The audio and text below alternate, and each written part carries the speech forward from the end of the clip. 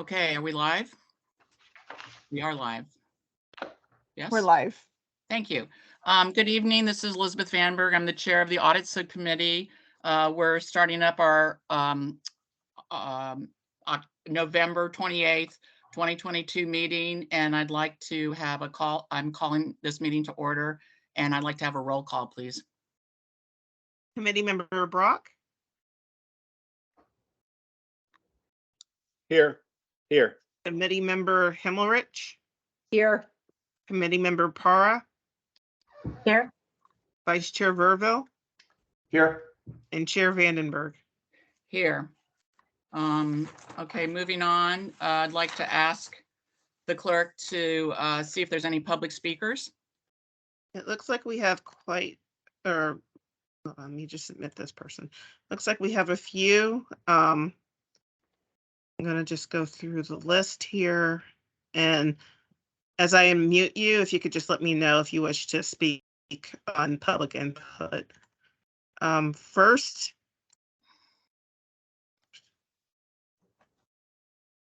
okay, it's phone number ending in 6687. Hello, yes, I'd like to speak. Okay, go ahead. Your time starts now.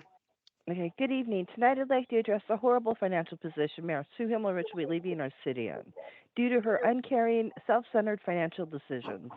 Let's start with the city in general, which is technically broke due partially to the sexual abuse of children in the PAL program, which is the situation the city chose not to address until it was too late and had to, showing that Mayor Sue Himmelrich doesn't really care about the welfare of children. Let's look at Mayor Sue Himmelrich's actions of investing all the CalPERS retirement into ESG investments, which have dropped significantly and are not expected to produce much higher investment levels. Here I do hope Mayor Sue Himmelrich will explain to all the city employees that because of her wokeness, she has made all city employees poorer, and certainly hope that the city and the city council will not come crying for more revenue to fix the problem, because property owners, businesses, and residents are not and should not be held responsible for Mayor Sue Himmelrich's bad investment decisions.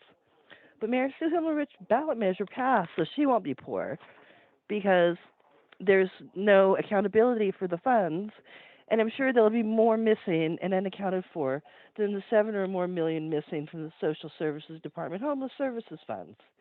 And by the city's housing 7 people last year and 10 this year, can you say that the Mayor Sue Himmelrich doesn't care about the homeless either, except for funding?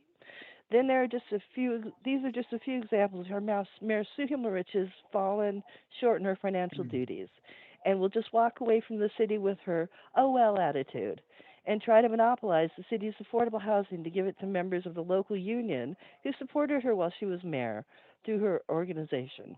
Thank you.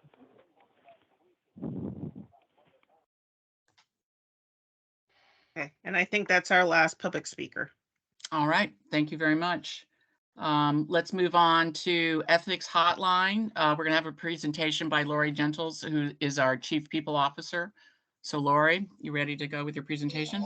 Yes, I am. Thanks, Elizabeth. Good to see everyone tonight. So as usual, I have a very brief presentation to share with you, or really it's just an update on the state of our ethics hotline and the activity that we've received. But before I do that, I would like to take just a moment to introduce a new member of my team, whom you all will see probably in future presentations, as the ethics hotline function resides within his purview under his division. So I don't know if you could see him. I know he's on the call, but his name is Robert Scalise, and he is our new, the city's new Employee and Labor Relations HR manager. He comes to us, he's been with us for about 4 months now. He came to us from the city of Stockton, where he was the assistant HR director overseeing a myriad of HR functions.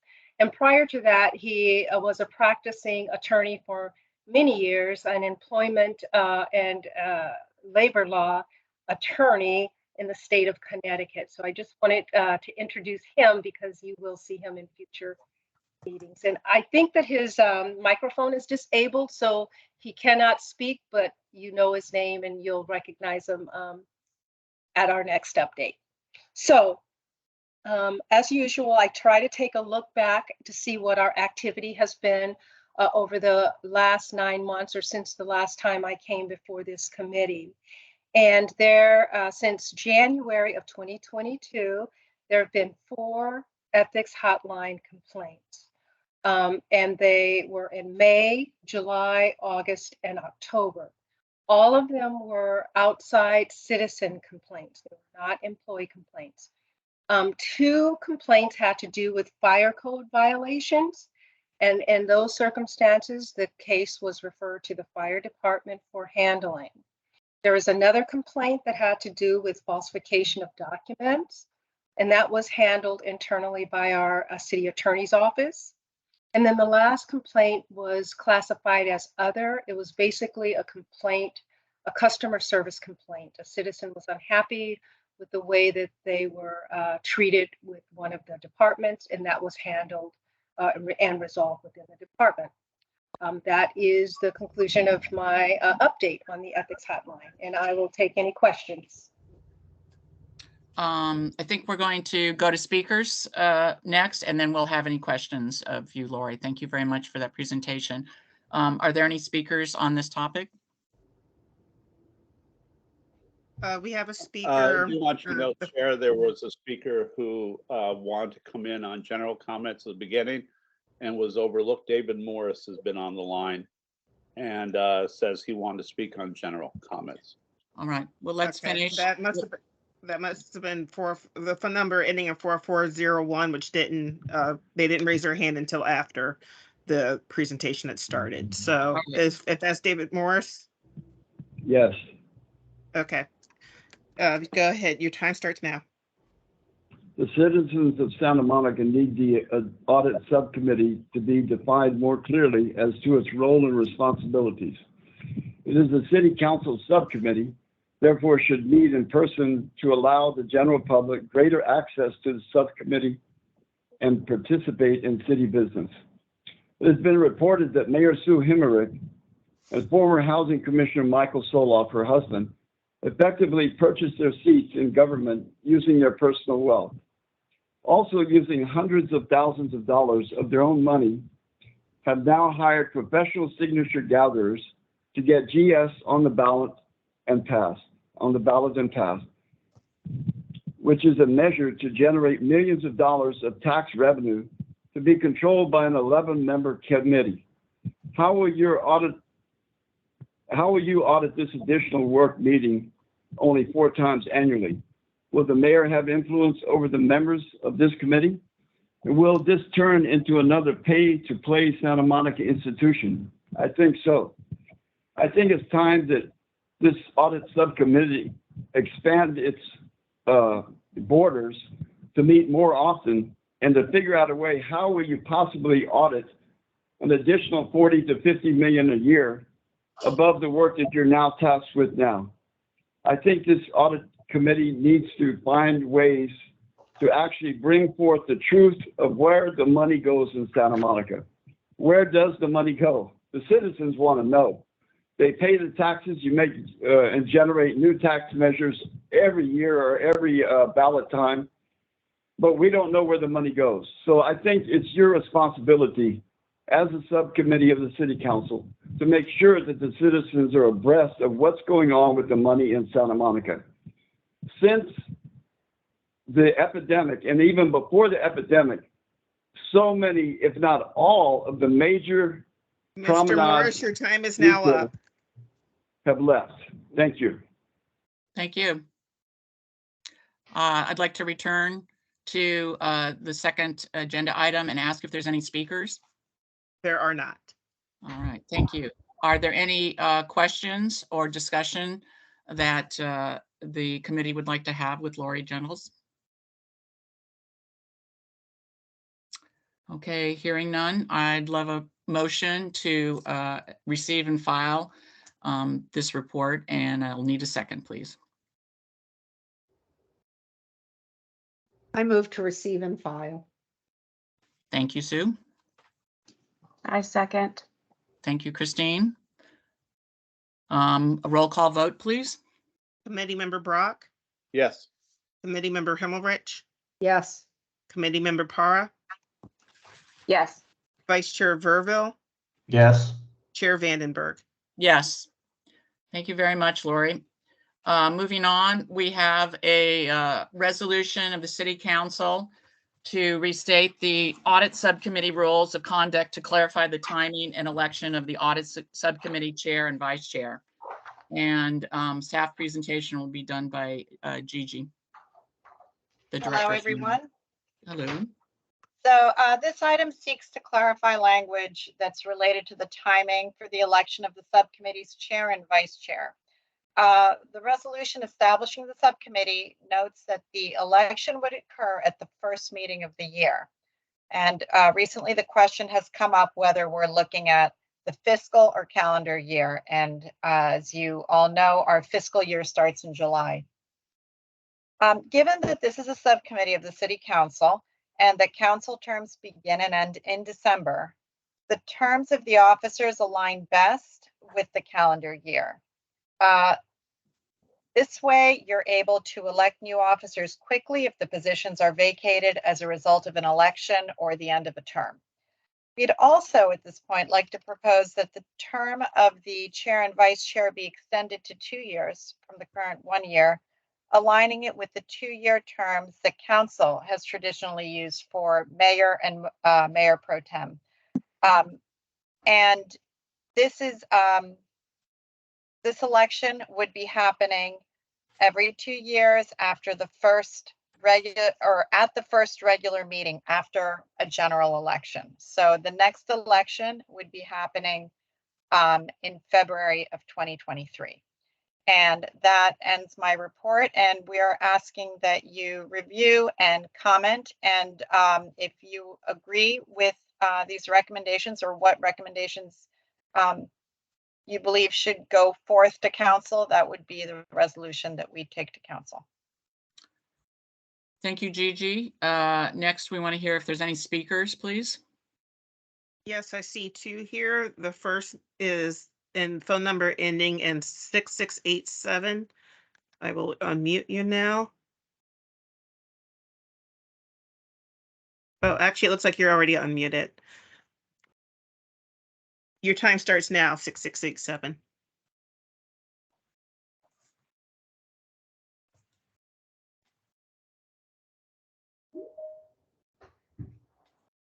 Okay.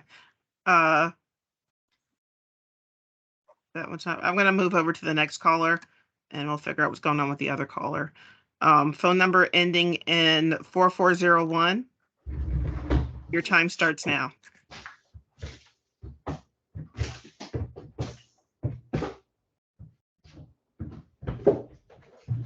Hello, phone number ending in 4401. Yes. Okay, your time starts now. I fail to understand how the staff of the city of Santa Monica takes it upon themselves to try to change the city government structure, which has been in place for decades. They bring suggestions to council, which is their job, but they seem to want to force changes of the status quo, which is perfectly working fine right now. Okay, we have 1-year terms for the audit subcommittee, chair and vice chair. Why on earth does the staff take it upon themselves to try to control the government and sway the council to what their desire is? None of the public has come forward desiring this change. How can you make changes without feedback from the general public? You want to suggest it first, then let the general public come afterward and then say, well, you know, we want to change it. You haven't let no one know except for on the agenda. This change is not right. The standard of this subcommittee needs to stay in place, and the general public needs to be vetted or brought into play, rather, on this action, rather than after the fact. The staff has no business running this city for the council. The council is supposed to run the city and the staff through the general manager. That is what the general public voted for. That's what the general public demands. Thank you. Thank you. Okay, we're gonna try phone number ending in 6687.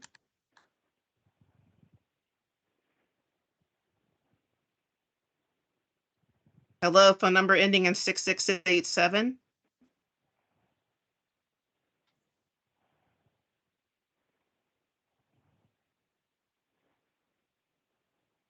Phone number ending in 6687.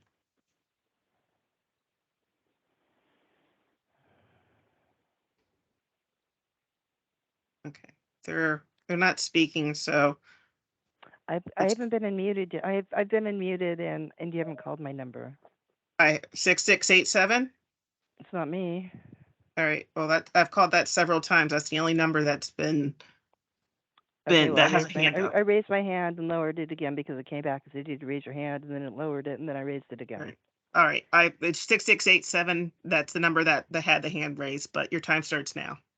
Okay, thank you. Good evening. This is very interesting. 2271 also was trying to speak. 2271 did not have a hand raised. 66. That person says they had a hand raised twice and someone lowered it. So Okay. it's Olga Zura. I can never pronounce her last name. Okay, but well, Olga is on the well, line. Wants to speak as well. Thank you. Committee Member Brock, if we could please allow one speaker at a time. So Ms. Barton, if you want to continue to speak, please. Thank you. Good evening. This is a very interesting item. Starting with the real question, when did city staff start dictating to city council members how to run their meetings? And why would staff care who is chair of the audit subcommittee? Unless, of course, there are other departments like social service, like the social services department, that have missing funds that are unaccounted for. And they're afraid if someone else is chair, they might look a little deeper into the city's finances, finding more money that is missing and unaccounted for. Would that be the reason staff would care? Or would it be by the request of Mayor Sue Himmelrich, which staff was willing to say was their idea? So Mayor Sue Himmelrich's atrocious, uncaring, self-centered financial decisions do not catch up with her for as long as possible. Here, if there are any other questions from staff on what I mean, please refer to my public input statement for this evening. Or would this be staff covering up for a city manager who has a history of transferring funds to accounts to make accounts look like they have more funding than they actually do? And is this considered an illegal business practice, or is that the reason the city is its own bank? So would staff care to identify which of these scenarios they're bringing this demand under? And the 2-year chair would exclude many members of the board from being able to be chair. And I think that was the reason that there was only a 1-year time limit for the chair. Thank you. Okay, I still don't see any other hands raised. And so if Ms. Zaraska's on, okay.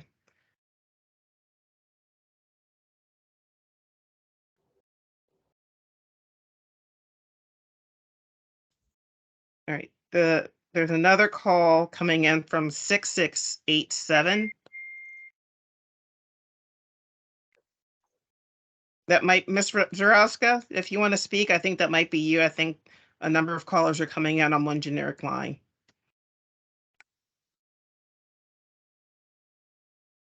Ms. Zaraska? Me? Yes, go ahead. Your time starts now. Hello? Hello, can you hear me? Yes, go ahead. Your time starts now. Wow, okay.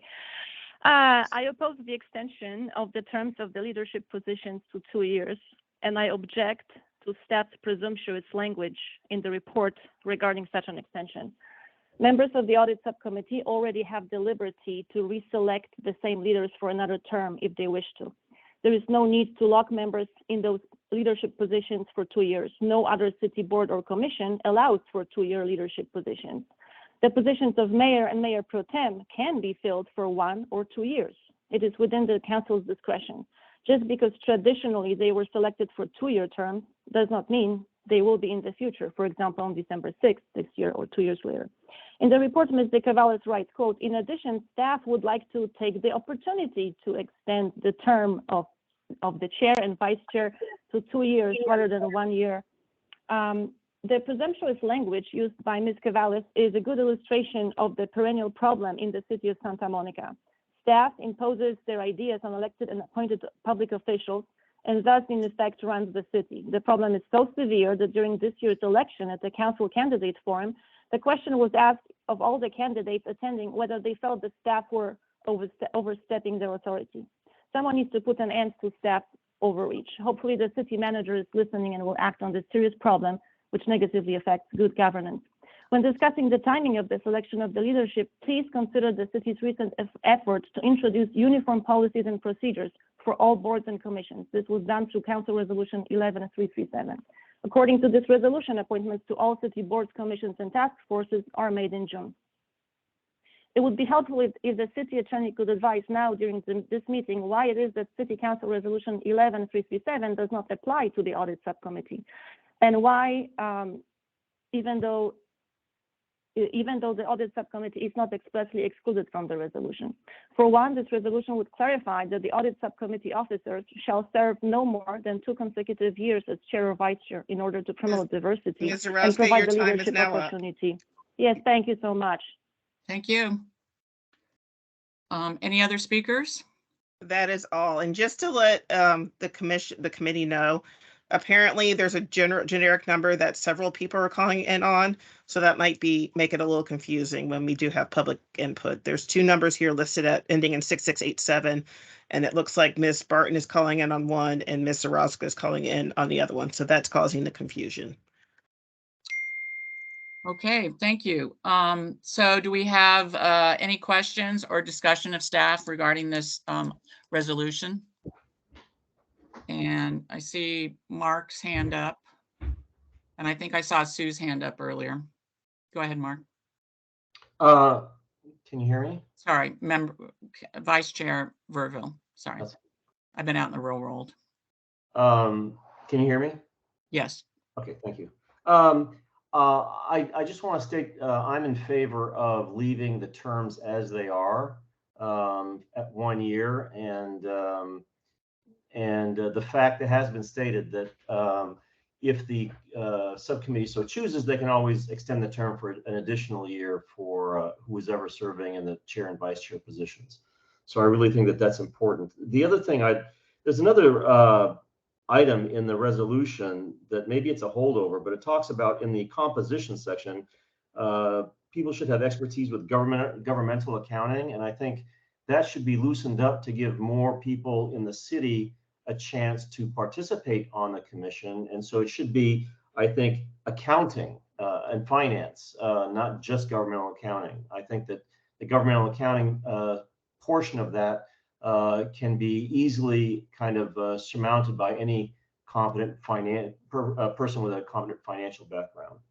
So that's where I leave that. And I don't know if the city attorney is on the call, but Ms. Zarowska does raise an interesting question about the prior resolution with the June date. Is there a conflict with that? How does this comport with that other resolution? So I'd be curious to find out, what his opinion is on that. Would you like me to address that? Yes, please. Thank you. Yes. The Council Resolution 11337 that we were discussing does not apply to council committees. By its own terms, it simply does not apply. So the council has discretion here in how to determine what the terms are. Great. All right. Thank you. Thank you. Any other questions? Member Para, please. Thank you. I just wanted to chime in and say that I agree with Mark in terms of leaving it as is, and with the language that has been proposed. I'm sorry, Member Park, can you just be more specific with leaving as is? Because there's 2 elements. I'm sorry. In terms of the term for chair and vice chair for 1 year. Thank you. Thank you. Anybody else have discussion or questions of staff on this item? Okay, I saw Subcommittee Member Brock first and then Subcommittee Member Himmelrich, please. Doug, I had a question about the reasoning why the previous resolution doesn't apply to this. Is it because it's a subcommittee and not a commission or board? Yes, the prior resolution applies to city commissions. Wait. To boards, commissions, and task forces. And this is none of those. And actually, this committee is unique anyway. So in any event, the council would have discretion. Okay, thank you for that. And I also see no reason to make the chair and vice chair 2-year terms. We do want in all of our boards and commissions, the city council over the last 6 months has stated several times that we want a variety of people to hold the chair and vice chair positions, and that we don't want to have anything monopolized by one person. So I think this runs counterintuitive to what we have declared as a city council over the last 6 to 8 months. So I will be voting against that. Thank you. Subcommittee Himmelrich.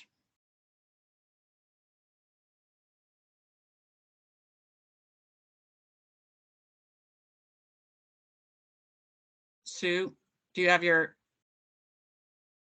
are you muted? It's flashing. Yes, it's flashing mute at me. So Yeah. that would be a hint. This committee can only recommend to the city council. Is that correct? Yes, So it's a city council that finally decides what will happen here. correct. With respect to why the rules are the way they are, it was obviously meant to coincide with, for instance, a situation where I'm not going to be on the council.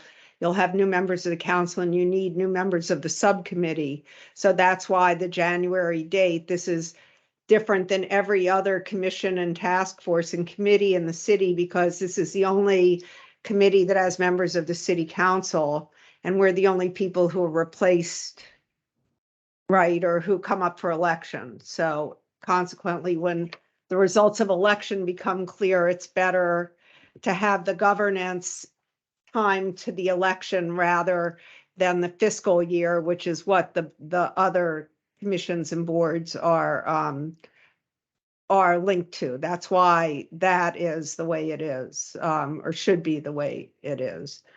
And as for the year or 2 years, the one thing I can tell you, having been the chair and not the chair of this committee, is that there is an element of continuity that attaches to doing this job and actually being the chair. I personally, I don't think I was the chair for 2 years. I can't even remember how long it was. It felt like 5 years, but regardless, I think that it can be helpful to have somebody in that position for 2 years. I personally am agnostic as to what the rules say, whether it's 2 year or 1 year. Okay, so I think we've heard from everybody. I too am agnostic about whether it's 1 year or 2 year. I am very supportive of having the election for the chair and the vice chair at the beginning of the calendar year, again, based on the 3 city council members that are part of this committee. I think it's important to have it after the election. So I would certainly welcome a motion, I think, that would include something around 1 year. Mark, do you want to try to, or Subcommittee Member Verville, do you want to try that? Yeah, I would like to raise a motion to leave the term of the chair and the vice chair at 1 year. Is there a second? I second that motion. Any discussion?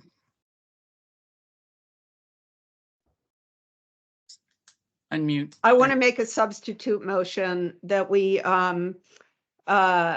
that we submit a recommendation to the council that they approve the staff recommendation for elections in January for this, or February, whatever, at the next meeting, but it be tagged to the elections, and that the committee is and I'm going to say it my way, you can change it if you want, but this is a substitute motion, has no strong position on the 1 year versus 2 year.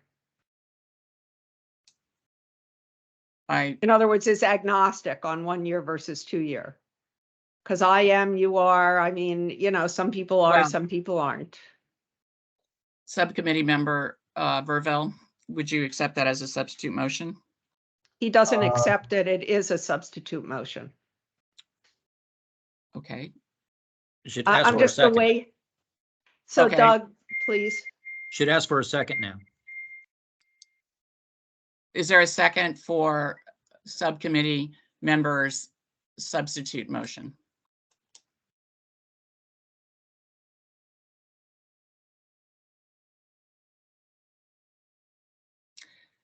Hearing none, I'm moving back to subcommittee members Verville's motion, which is to recommend via this resolution that we have a 1 year election, not change, supporting the idea of the election being at the first of the calendar year of the chair and the vice chair, but changing it to 1 year versus 2 years for the chair and the vice chair. Any other discussion?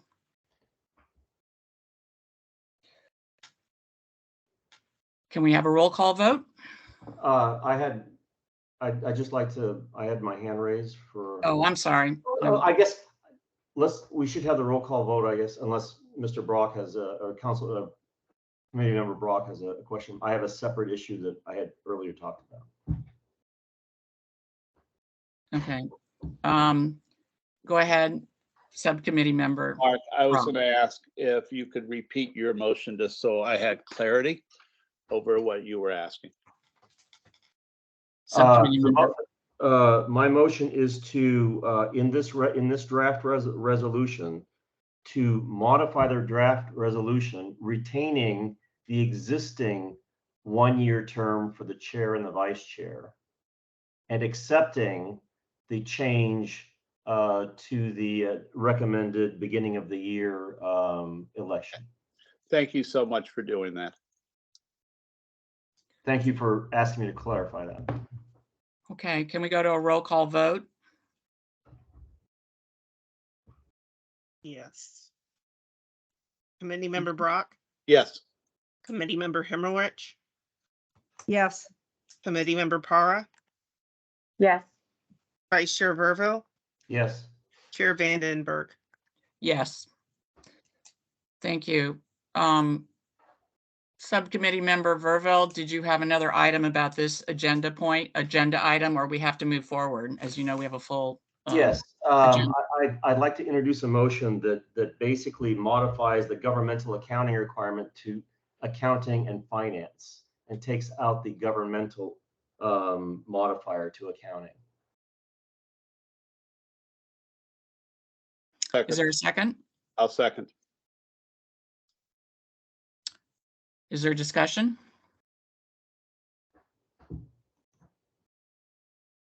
I'd like to know how this is gonna, are you suggesting we take it out of this resolution that we just recommended to the council? Yes, I am recommending that we edit this resolution to pull out the governmental modifier to accounting. I believe this has been in the resolution that established this committee for the entirety of the committee's existence, and there was extensive conversation at the council about whether government finance, some familiarity with it, should be a requirement. It's a suggestion, not a requirement. I don't know why you would want to take it out unless you want people who are more ignorant of what they're doing rather than people who know more about what they're doing. With all due respect, subcommittee member, I think that any competent financial executive or any competent financial and accounting professional will easily surmount governmental accounting concepts and contribute to this committee and to the city. And so I And don't. what's that based on? I'm just curious. What is your theory based on that it doesn't matter? Because I don't want to limit the talent in this city that basically applies for this position. I'm asking a different question. I'm asking the question of why you don't think the prior knowledge of government finance could be more helpful in this job than no prior knowledge of government finance. I will restate that basically I don't think this modifier is adding any value to the background of an individual who is going to come in and try and help out the city if they basically have a professional background in finance and accounting. So, Mr. Verville, I don't know anything about your background, whether you've had any government finance background, but Chair Vandenberg, you've had some exposure to both government finance and just plain accounting and finance, yes? Yes. So I must say that I agree with Subcommittee Member Verville. I think the knowledge of accounting in general, we all take governmental accounting. We all, have an element of that in our background. So to have that not be part of your background, I don't think is completely essential for this role. I think it's as much about a big picture and being able to see the direction of the city and see what needs to be audited, what the financial audit is, which is very helpful to have corporate background as well as governmental. So that's my feedback.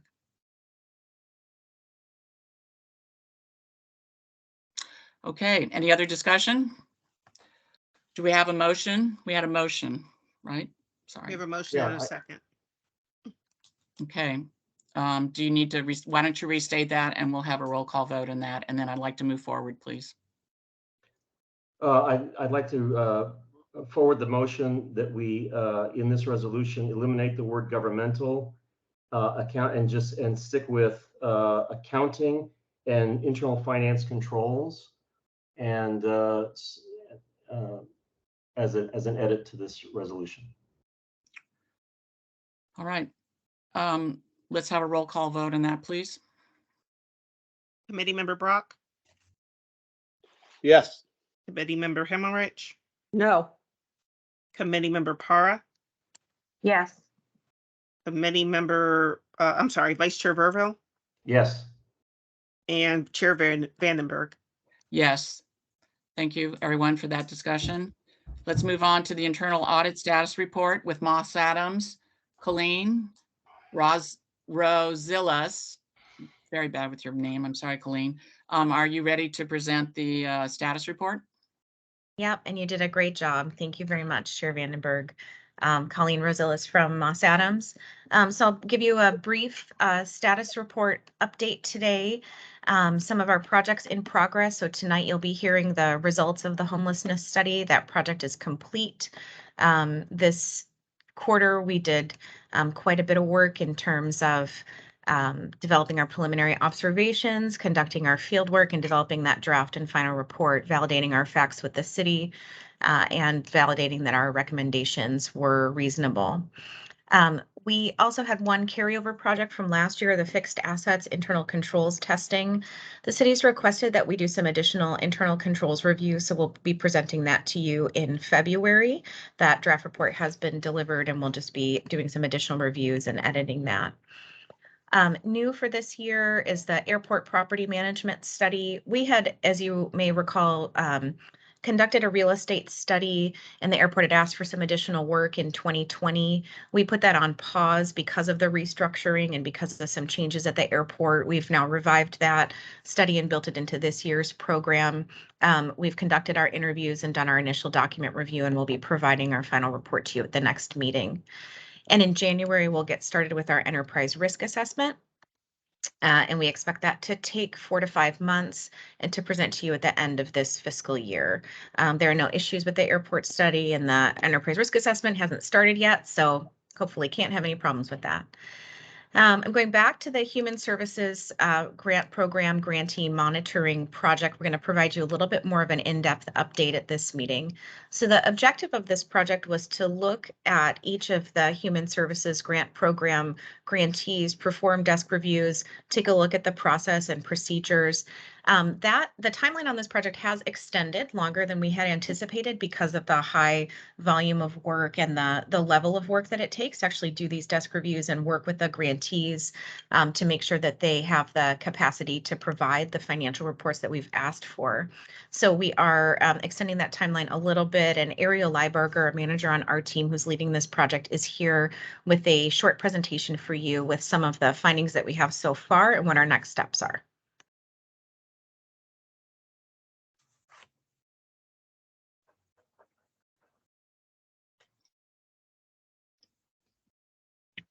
So sorry, my slideshow decided to go crazy on me all of a sudden.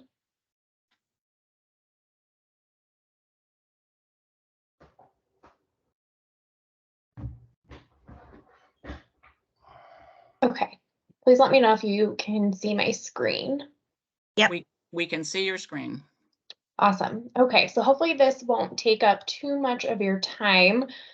So tonight we're just going to go over the project overview a little bit more in depth than what Colleen just went through, where we're at as of today, where we're looking at for completion, and some challenges that we faced during the project timeline, as well as anticipated outcomes.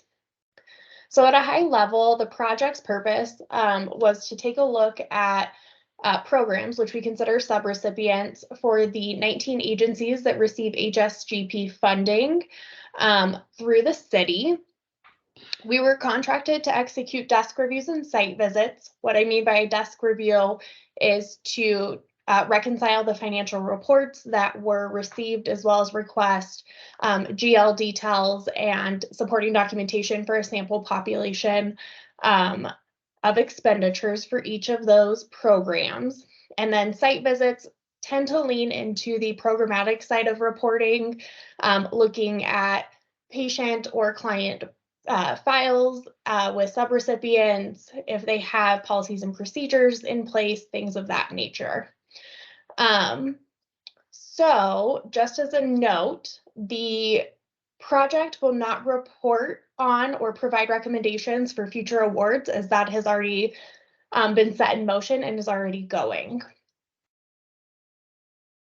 So next, I just want to walk you guys through who those agencies and programs are. You can see there's quite a few on this page, but I wanted to provide you a little bit of context and center you around what I mean by agencies and programs. As you can see, you have the 19 agencies listed here on the left, as well as the 35 programs, or what the city considers subrecipients, here on the right. So you guys are doing quite a few things in the community to do good for your community and to provide support to those in your population that need it. So at this point, we have done the project kickoff that happened back in April. We've gone through the fact-finding phase, which included executing a survey with your subrecipients to gather some information and some initial underlying support that we needed to get going. We've requested those GL details, and we've gone through and are reviewing desk reviews and site visits at this point. So that's where we're at right now. And then the next phase of this will be going into reporting. So again, what do I mean by that, an analysis and where we're at? We have used a risk-based approach for each program and selected a sample of expenditures. On average, that was 10 to 15 expenditures per program, and then requesting underlying support such as POs, timesheets, pay stubs, things of that nature. And then, excuse me, we've also conducted and are working on wrapping up site visits, where again, we used a risk-based approach to select a smaller population of subrecipients to conduct these virtual site visits, where we did walkthroughs around how are they doing things, what do those patient files look like, do they have intake forms, do they have signatures for consent of treatment, things of that nature. I do want to note specifically on the site visits, because those do lean into that programmatic aspect, that we were limited to key functions affecting financial reporting and metric tracking. So specifically looking at funding compliance requirements, not anything to do with process or program effectiveness as part of this particular project. So what does all of that come to mean? We, in early November, we continued to work on those desk reviews and site visits. We did tons of follow-up with subrecipients and technical assistants, just to make sure that they understood the requests that we were making of them, why we were making it, really working with them to make sure that they had things, which we knew they did, but we really just wanted to make sure that they got us what we needed so that we could move along. Now, where we're at in late November, we're going to be finalizing those desk reviews and site visits. We're going to be documenting that in our final report, which we're drafting right now, and providing for review later this week. And then we are also going to be documenting some best practices and our experience around using the city's monitoring program that has been documented and was in place when we came in. Then looking into December, we plan to finalize the report as well as draft the agency outcome memos. That will just be a memo or a letter to each agency for all of their programs, stating what we saw during the desk review, during the site visits, and implementable recommendations to help them do better. So I've kind of hinted at it throughout this presentation, but I do want to highlight some challenges we faced and that we're seeing in the whole nonprofit sector. So specifically on the partner challenges, and those are your subrecipients in those agencies.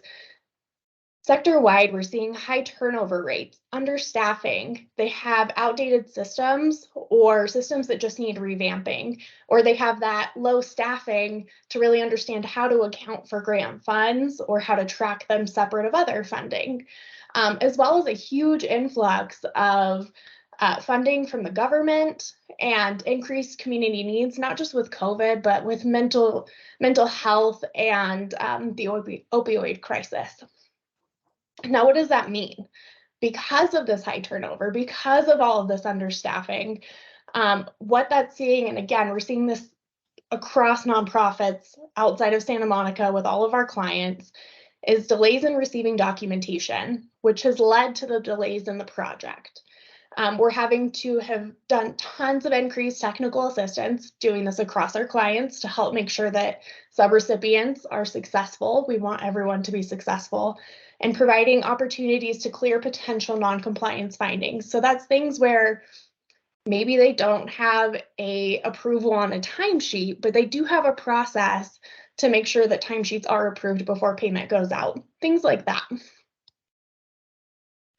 So what do we plan for the outcome of this project to be?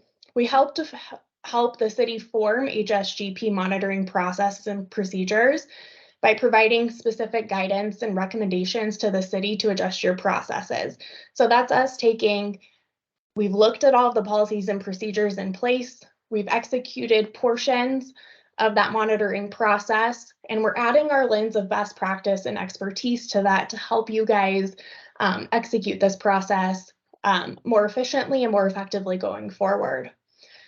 We also want to help identify specific technical assistance needs for the agencies. Again, that could be things like we've had high turnover. What are the requirements of this specific program? Maybe they don't know yet, or they haven't had a chance to catch up. Help identify potential non-compliance concerns and implement corrective actions. What we mean there is providing those detailed recommendations for your agencies to help them be more successful. And then allow the city to support agencies from initial award through final reporting. So that all comes back to technical assistance. How do we help you help your subrecipients and those agencies be more successful? Right. So I know that was a lot of information in a small amount of time. Were there any questions on that? We're actually going to take the speakers before we have questions with you. So we'd like to hear from the public. If there's any speakers, please let yourself known, and you can comment on the audit status, the internal audit status report by Moss Adams. Okay, we have 2 raised hands. The first one being phone number ending in, sorry, I just lost the list. Okay, phone number ending in 4401.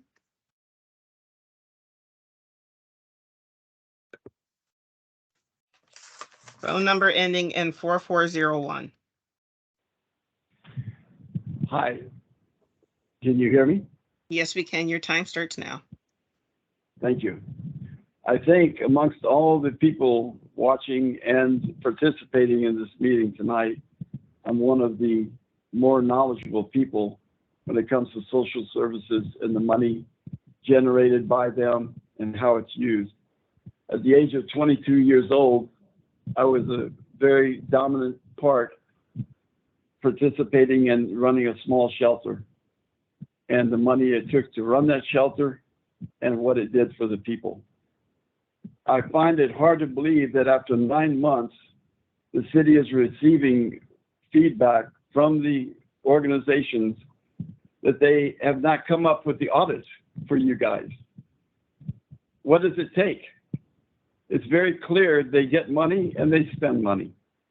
The problem is, what is the city going to do about it? Because the general public wants their taxes to be counted, every penny, every dollar. It costs a lot of money to live in Santa Monica, and people do not take these taxes lightly.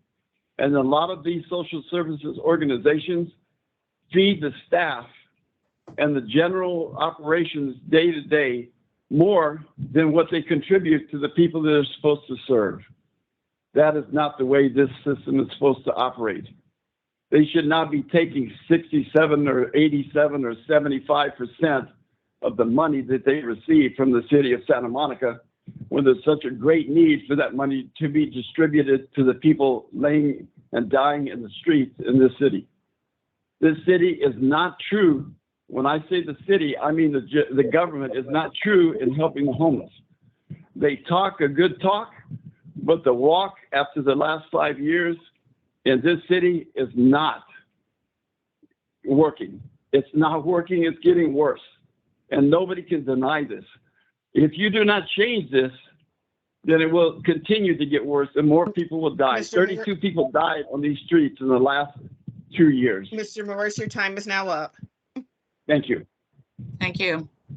Any other speakers? Yes, caller ending in 6687, which is either Ms. Zarowska or Ms. Barton. Okay. Is this Ms. Barton or Ms. Zarowska?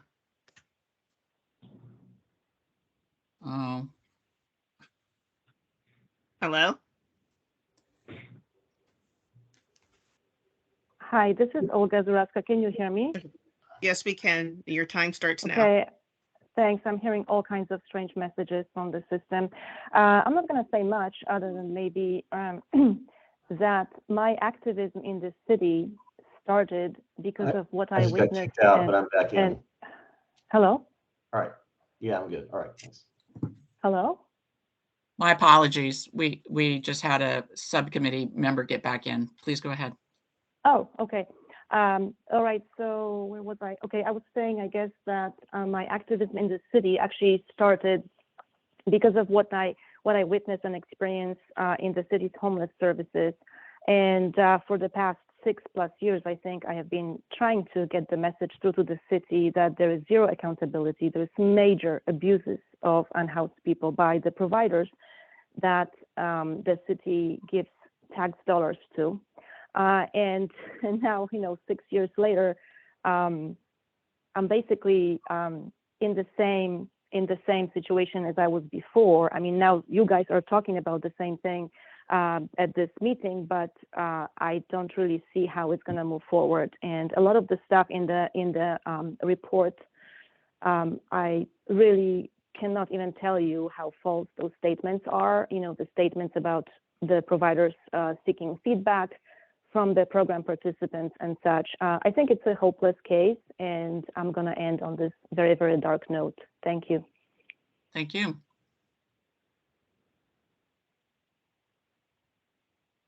Any other speakers? Sorry, I was muted. Phone number ending in 4051.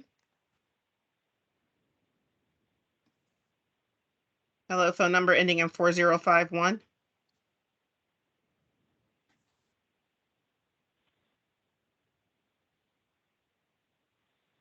Hello? Hello, yes, hi. Am I- You're in the meeting and your time starts now. Yes, this is Teresa Marasco, and I've been living in Santa Monica for 8 years now with a housing choice voucher that I brought from Colorado.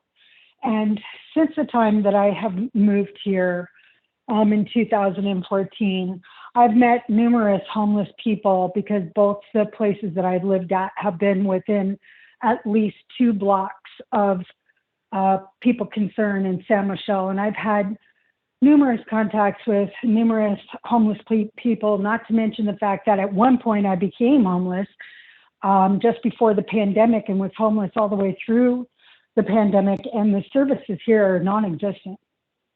You can write reports all you want. I'm just going to say it like it is. There is no help. And I personally have tried to help people. And I know that Subcommittee member Para has tried to help people. And I know that Subcommittee Phil Brock has had interactions and gone to these homeless service providers. And I don't think that we should continue to give money to people who have high turnover rates and are running their agencies poorly. They get a lot of money and they're paying too much to the people on the top and not investing in the actual people who are supposed to be helping, boots on the ground and meeting people where they're at, which these agencies don't do. Chrysalis, non-existent. Where I live now, homeless people camp out right behind my building, and I'm always out there trying to help them and making those calls, calling the police department, who tells me there's nothing they can do but send a police officer to talk to the person. What do the police do? The police can't do anything because there is no shelter. There are no services. I have literally tried to help numerous people. There's only one other person that I know in the city who's actually done something to house people, and that would be Councilmember Lana Negrete herself, single-handedly. And it's people in the community who are volunteers reaching out, not these people who get paid the big bucks to do it. Excuse me, Ms. This is a Marasco, your time is now dysfunctional up. system. Thank you. Thank you. Next Looks like speaker. it looks like we have one more caller, and I think it might be Ms. Barton. Ms. Barton, are you there?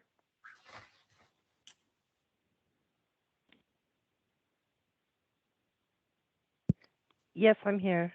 Okay, go ahead. Your time starts now. Thank you. Good evening. The Moss Adams report is weak, with the fingerprints of the city staff all over it. First, please tell me if the social services does not have or is not keeping data and statistics. I have to ask, how can the social services department say that they housed 150 people in 5 years? Yet in 2022, you only housed 10 homeless people, and in 2021, you only housed 7. So with those numbers, those numbers do not coincide with the numbers given in the Moss Adams report. But of course, staff is being praised for not being able to account for over $7 million. I also heard more of city staff complaining about how much work they have to do, when obviously their work is subpar at best. And I don't see any explanation in the report to what the $4.2 million going to public works is, and isn't the $25.4 million included in the police budget, not the social services budget? So once again, all the warm, complimentary to the city staff part of this report is to whitewash the fact that there's no accountability for the missing funds in the social services department for homeless services funding. But yet there are a lot of costly recommendations which can't be filled due to Mayor Himmelrich's atrocious, uncaring, self-centered financial decisions, leaving the city technically broke. Thank you. It looks like that was our last speaker. Thank you, Nikki. So are we ready to have a discussion and questions? We are ready to have a discussion, questions of Moss Adams and Audit Subcommittee. Para, I saw that your hand was up. Yes, thank you so much for that presentation. I had a couple questions that I wanted a little bit of clarification on. In terms of the review, desk reviews and site visits. So if I understood you correctly, your site visits, so you just take a handful of facilities to do a site visit on? You don't conduct a site visit of every single facility? Is that correct? The city policy and procedure does currently state that they want to do them for every single agency and program that is receiving city funding. However, due to limited funds for this project and the scope that we were initially provided, we did have to limit the number of agencies that we selected for site visit. Okay, and then they're being conducted virtually, not in person? Yes, and that was agreed to with the city, including the HSGP personnel. Okay. Okay, and then let's see here. So the report is going to be finalized in 2022, correct? Yes, that is what yes, that is the plan. All right, and I think in the beginning, and I got a little cut off, but in the beginning of your presentation, what did you say? Did you say that the process for the grant application began and we were not going to be privy to, wait, what did you say?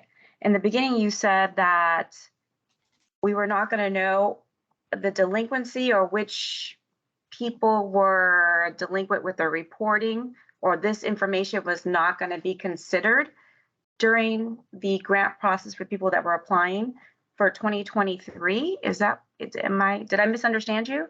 This particular project is not going to inform the RFA or the request for applications and funding requests that are already out there. What this will inform is what additional potential reporting the city wants to conduct or require of subrecipients going forward, any potential further deep dives into desk reviews or site visits with current agencies, or to flag them for further review going forward in new funding periods. Okay. Okay. Very interesting, because I personally on council have had concerns regarding this grant process all the way along in terms of metrics and accountability and transparency.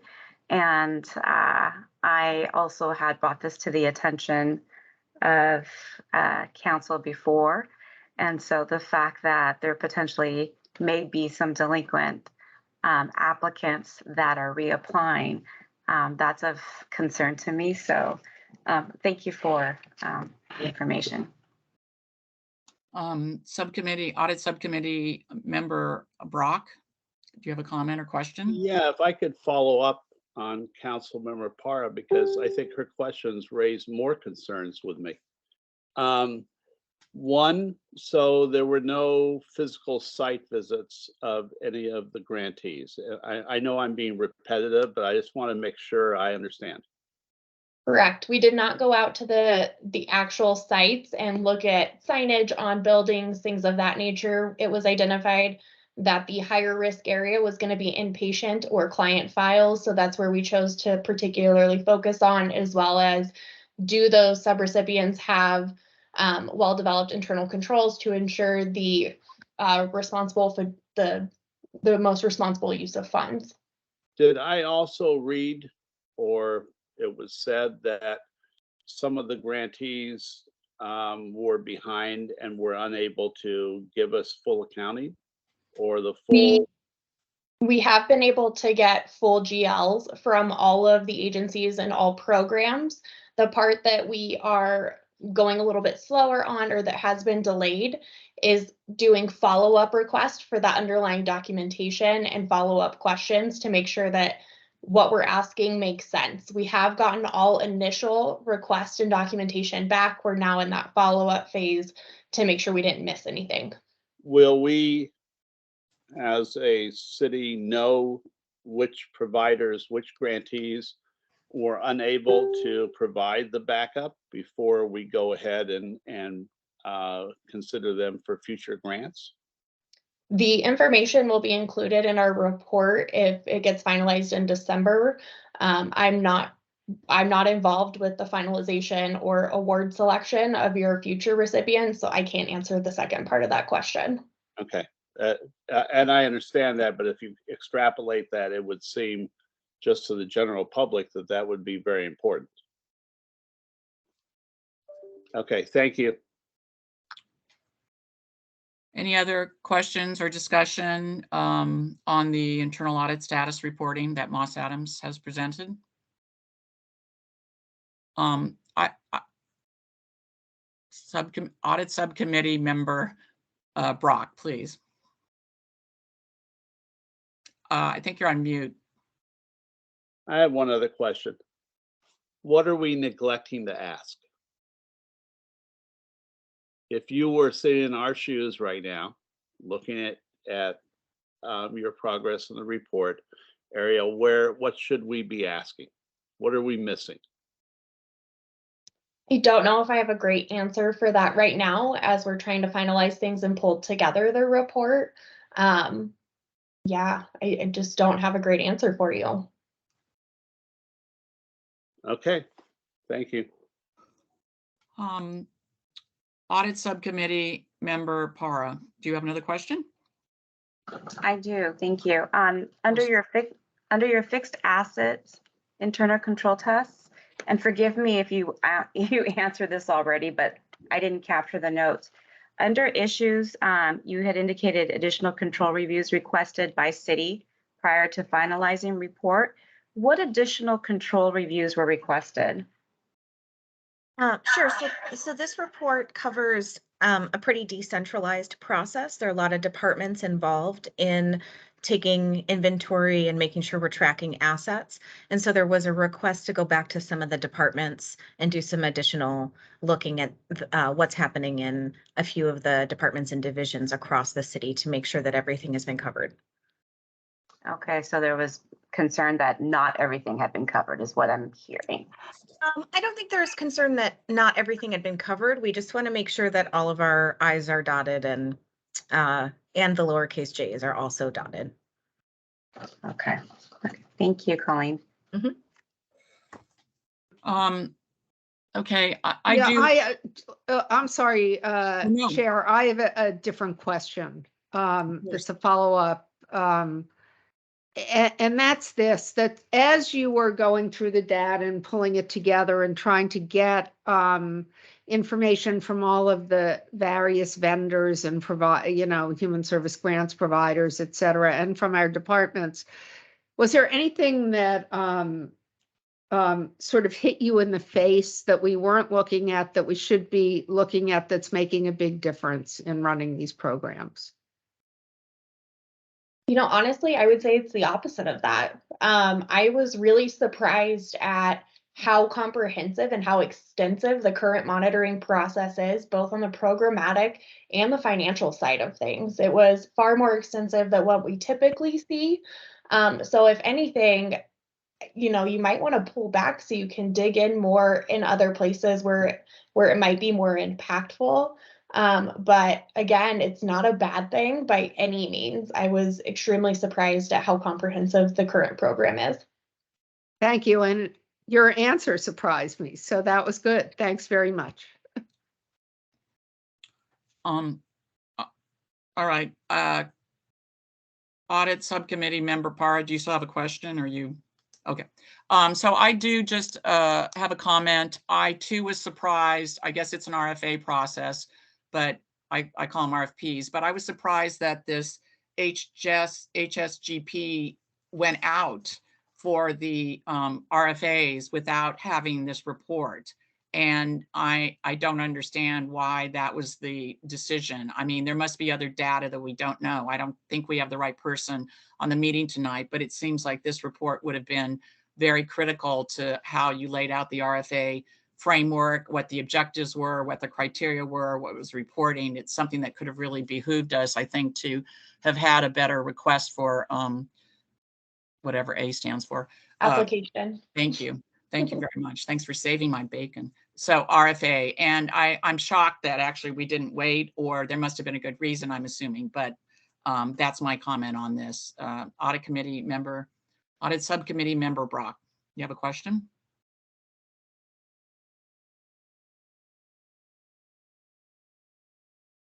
Phil, are you on mute?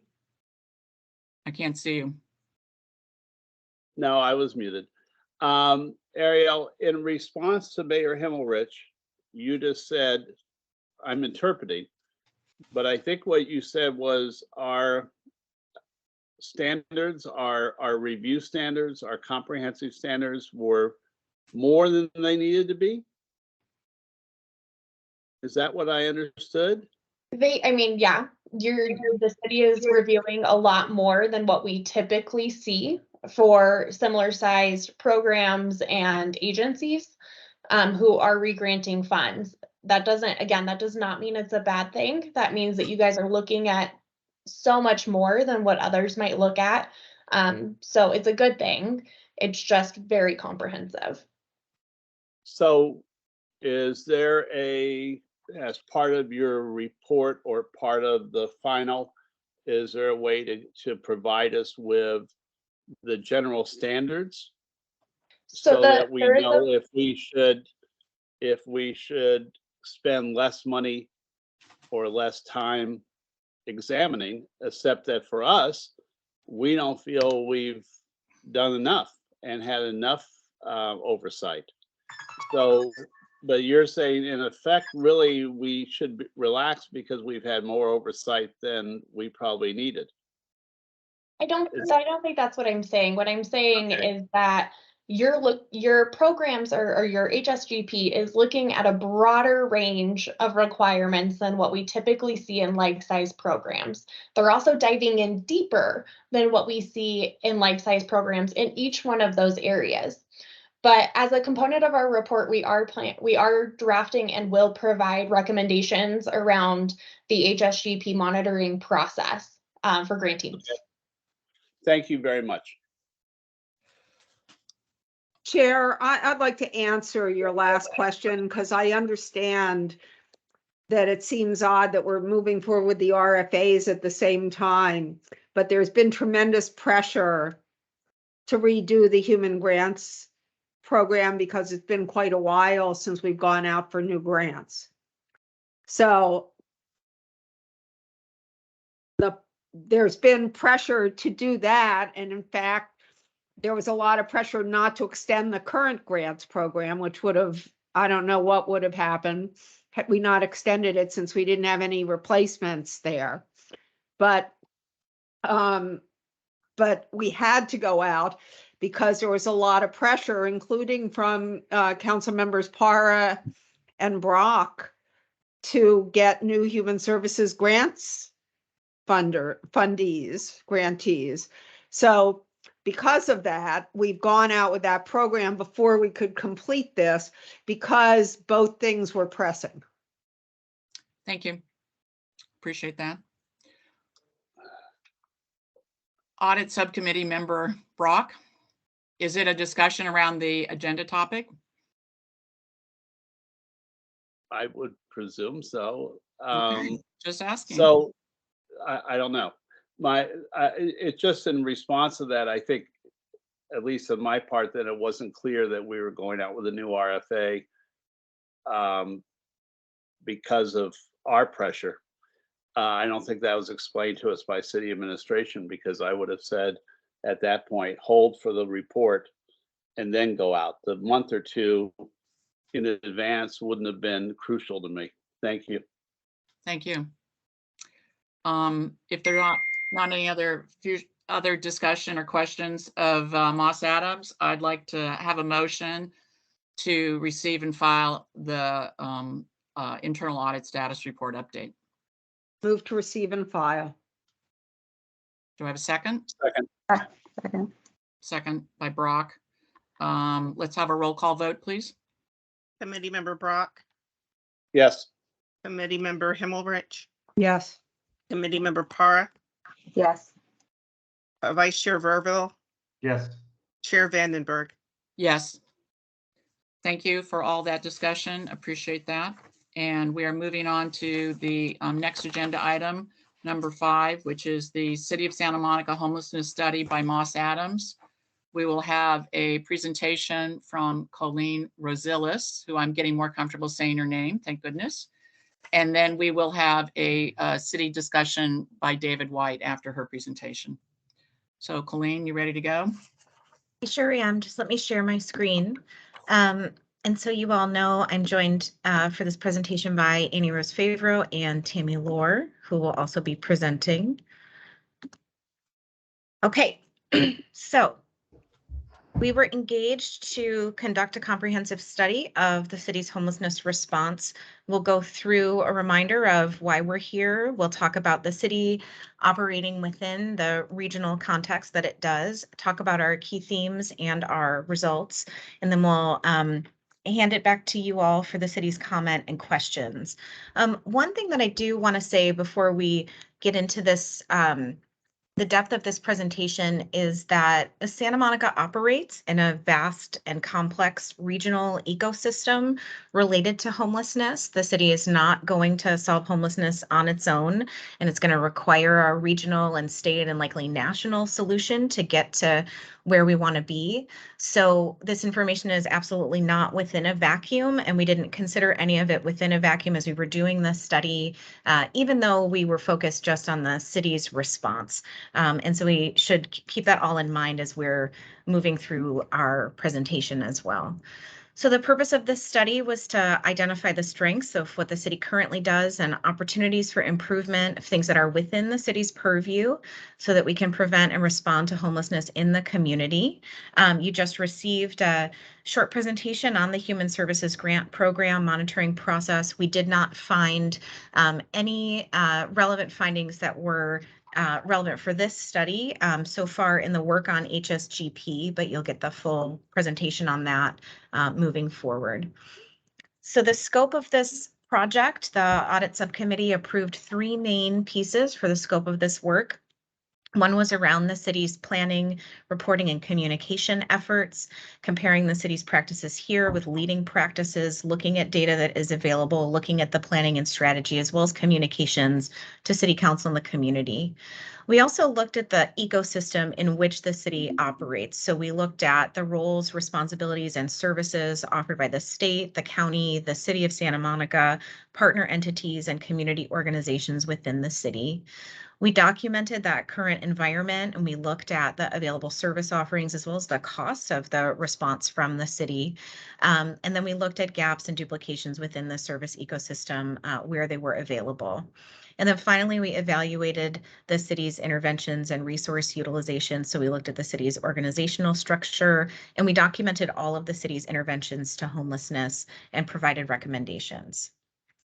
This project was conducted in 4 phases. So we kicked off the project, confirmed the scope with this committee as well as with city staff.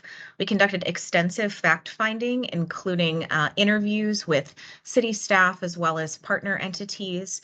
We did a tremendous amount of document and data review and provided preliminary observations to the city to ensure that our facts were correct and we were moving in the appropriate direction.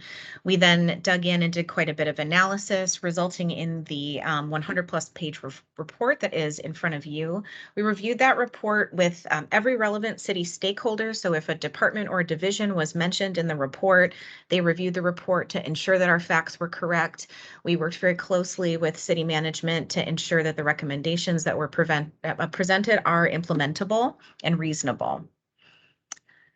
During the kickoff phase, I think I covered most of this. The biggest piece is that we identified peer cities for inclusion here, and this was done in collaboration with the city to try to take a look at peer cities that we knew were doing a lot in the homelessness space and that might be aspirational peers as well.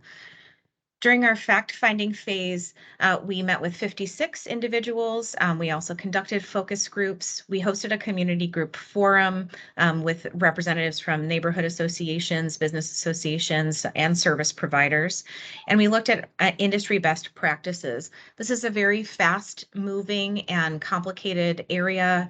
Throughout the report, we have cited every best practice as it is mentioned so that you have that information for you. And in the analysis phase, we dug into that data, as I mentioned, and validated it with city staff and partners to ensure that all the facts are correct. So I'm going to hand this over to Tammy to talk a little bit about the city's context. Great. Thanks, Colleen. Can you continue sharing your screen? Oh, sorry. I don't know No, why that it's okay. happened. I'm done. Good night, everybody.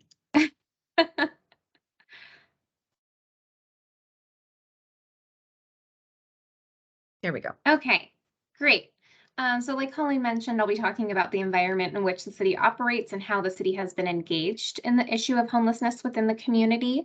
We wanted to start out by showing this slide, which includes the point in time counts for people experiencing homelessness within the city of Santa Monica and Los Angeles County between 2018 and 2022.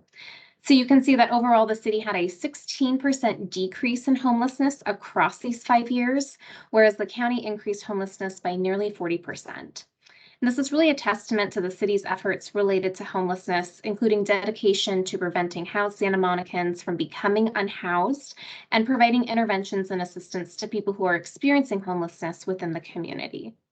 We also understand that across this time frame, the population of people experiencing homelessness has shifted. Anecdotally, we've heard that the population has become more transient and displayed more antisocial behavior than in years past, which can certainly increase the perception of homelessness as a community issue, despite the story that the data is really showing us here. These factors also create a more challenging environment for local service providers, since effective interventions rely heavily on building strong relationships with individuals who are actively experiencing the trauma of being without a home.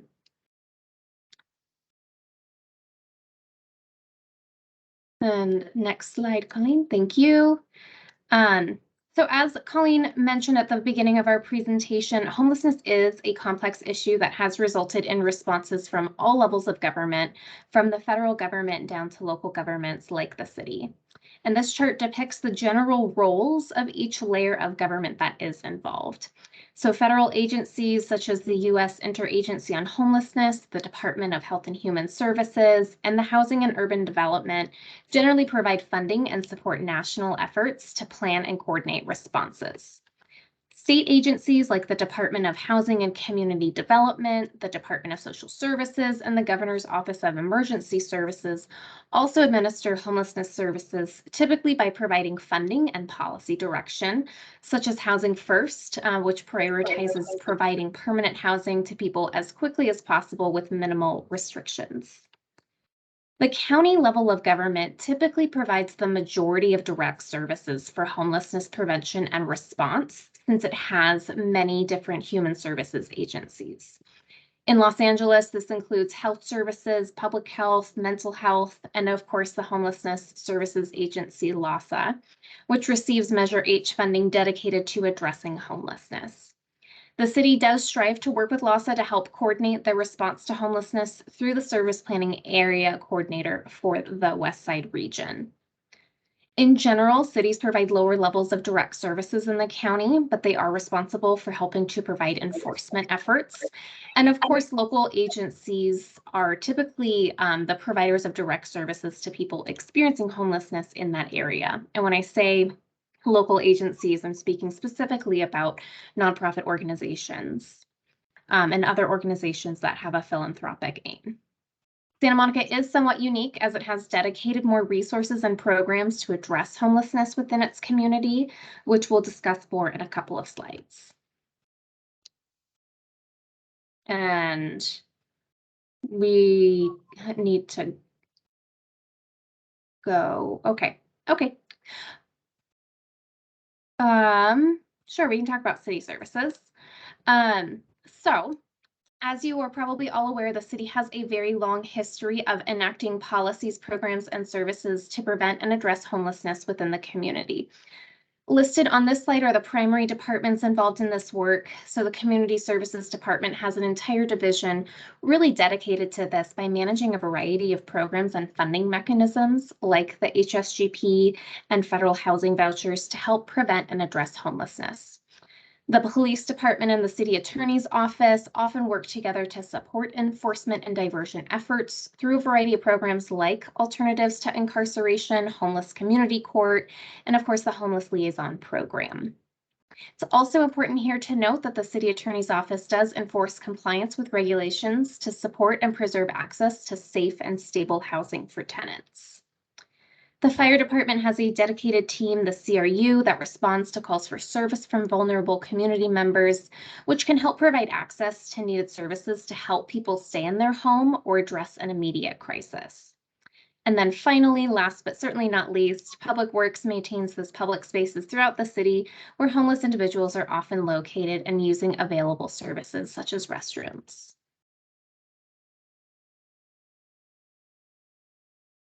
Okay, so talking a little bit about the service ecosystem, I think we've got 2 slides on this. If you actually want to go forward one, Colleen. Great. So really what this is depicting is that there are over 30 organizations across all jurisdictions from the federal, state, county, Joint Powers Authority, which is of course LAHSA and the West Side Cities Council of Government, hospitals, and your local community that operate 144 unique programs within the city's jurisdiction.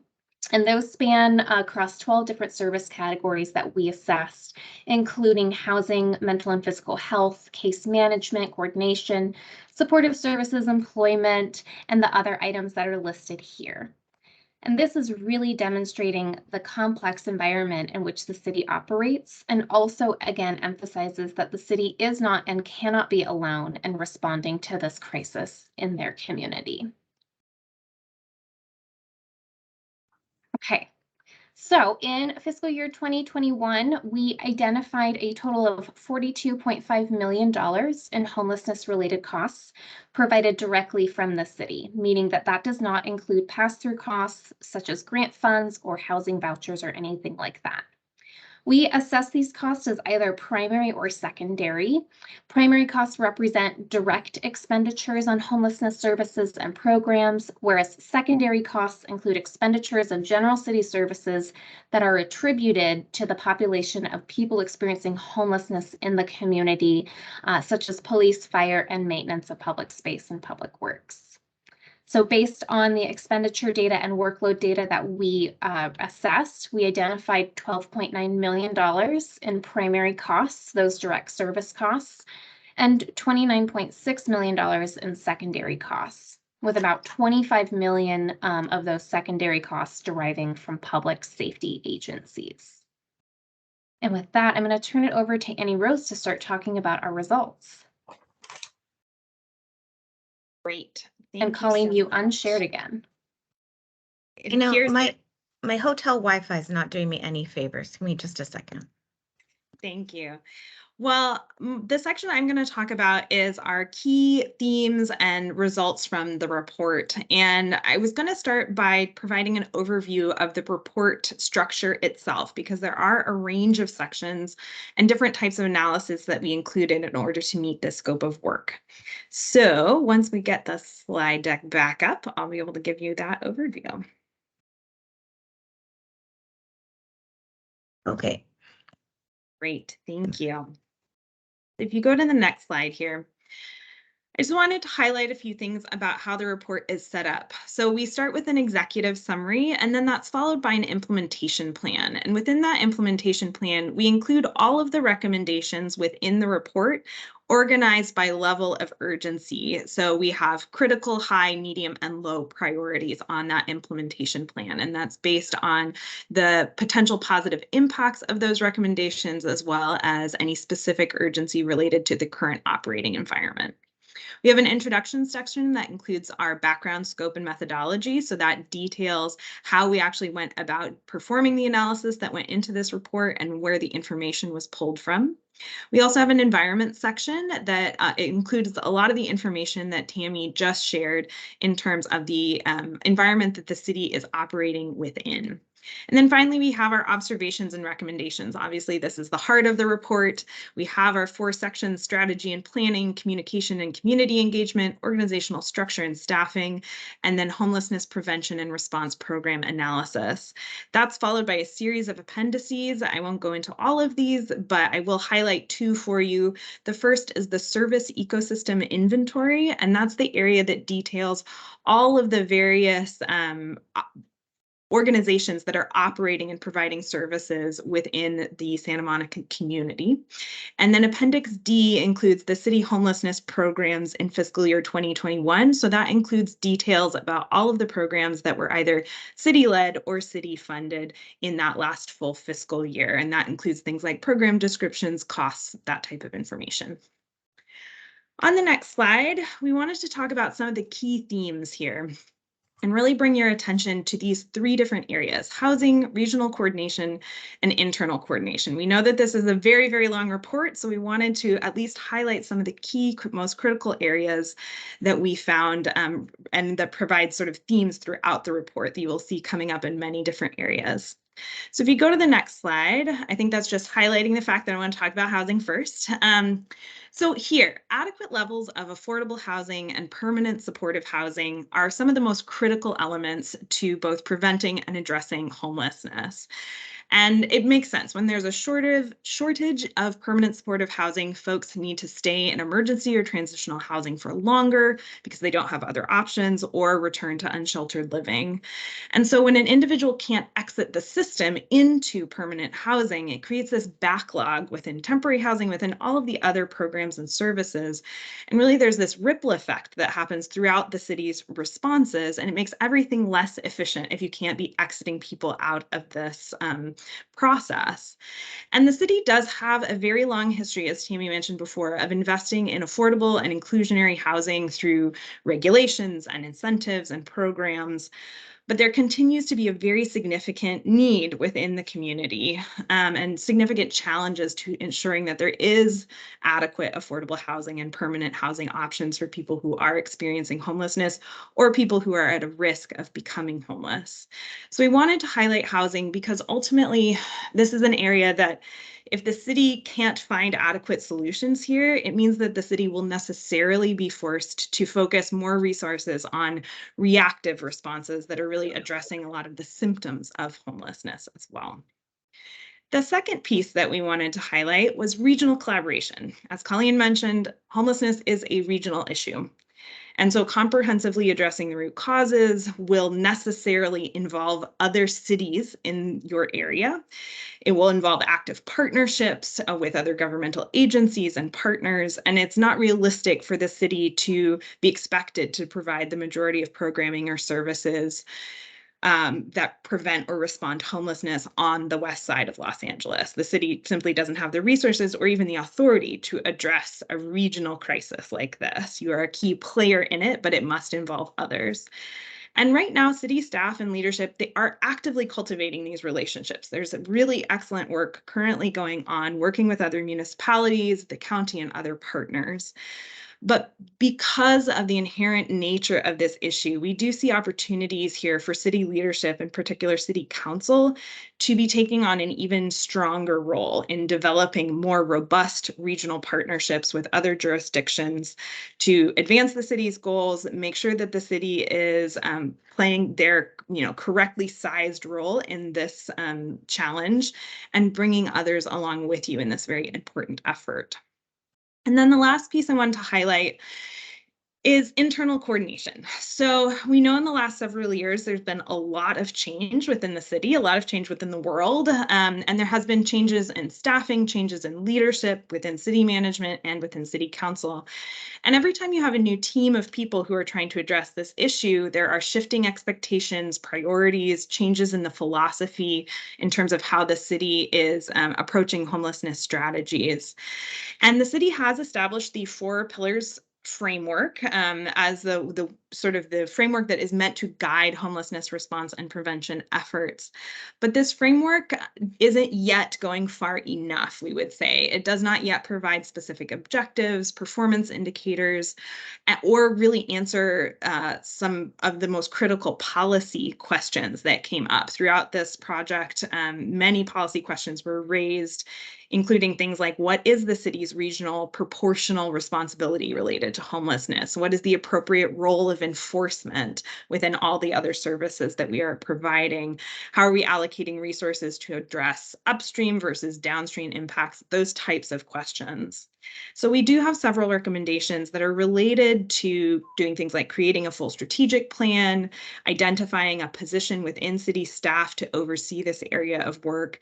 And the aim of these recommendations is really to clarify roles and responsibilities, ensure that all staff are aligned around goals, and being able to answer some of those questions that are currently causing some internal conflict. So if you have really strong internal alignment, it can make all of this work much more effective and efficient when everyone is lined up and pulling in the same direction. So if we go to the next slide, I did want to flag something here around implementation considerations. We have a lot of recommendations in this report. There are 19, and many of them have sub recommendations within them. And so while often when we are presenting a report as Moss Adams, we have an expectation that the city is going to be able to address every single one of the recommendations that we make, or be able to at least follow up in those topic areas. Within this report, within this context, we absolutely do not expect that the city will be able to fully implement all of the recommendations, because each one of these recommendations require financial resources, they require staff time to accomplish them as well. And so within that setting, we would recommend that the city really focuses on just a few of the most critical and high priority areas in order to move the needle forward here and make sure that you're using resources as effectively as possible. So with that in mind, I want to do a quick review of the critical and high priority recommendations that are presented in our implementation plan. And you'll see a lot of the key themes represented here. We have 5 critical priority recommendations. And you'll see we have things like a unifying strategic plan, authority and decision making that's about creating that executive sponsor role. Those are both really around internal alignment, making sure that city staff have the right level of direction to effectively do this work. We have the regional and policy level advocacy, which really speaks to that regional coordination effort. And then the last 2 here are around affordable housing and permanent supportive housing. And both of those recommendations are really to continue the current work that is happening, continue to make this a priority as the city is doing currently, but making sure that this is moving forward in these areas.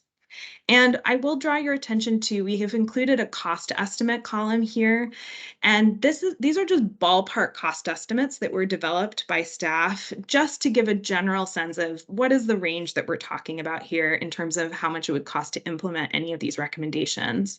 And so you'll see here the single dollar sign is represents a project that might cost less than $100,000, all the way up to $4 signs that would be over $1 million to implement. And so again, these are ballpark cost estimates, but are provided to give a relative sense of scale here.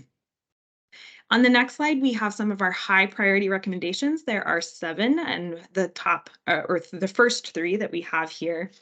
The first one is around performance measurement, and there's a lot of different pieces within that, but I think that this really speaks to ensuring that the city has the capacity and the staffing resources and the processes in place to be collecting data on a regular basis that is consistent and comparable, so that you can be starting to make some of these identification where you're seeing year over year trends in terms of how programs are working, and making sure that when we have similar types of services, similar types of programs, that we're collecting data that can be compared across service providers as well.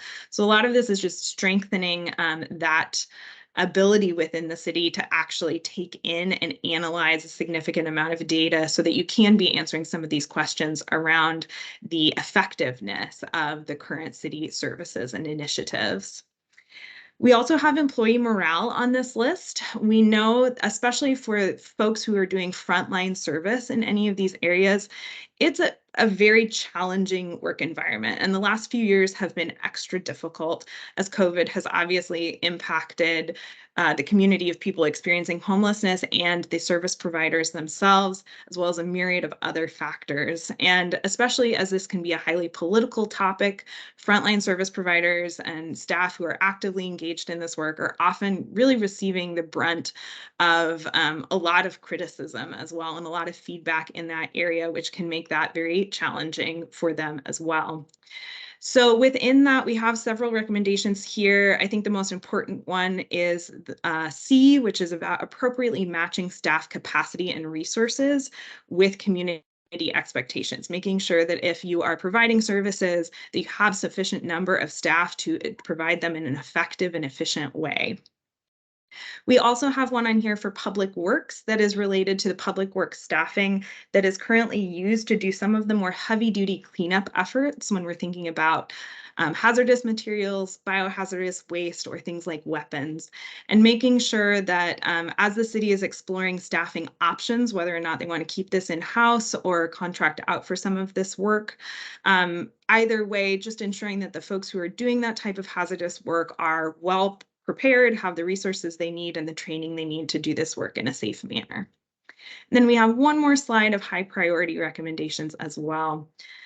On here, we're starting to get into some more of the logistical pieces, but we have the program participant definition. And so this recommendation is to evaluate how the city is defining program participants, which is really about how the city is determining and prioritizing services amongst potential recipients and what criteria is being used there. So just wanting to make sure that that decision is aligned with the city's overall strategies and goals in this area of work.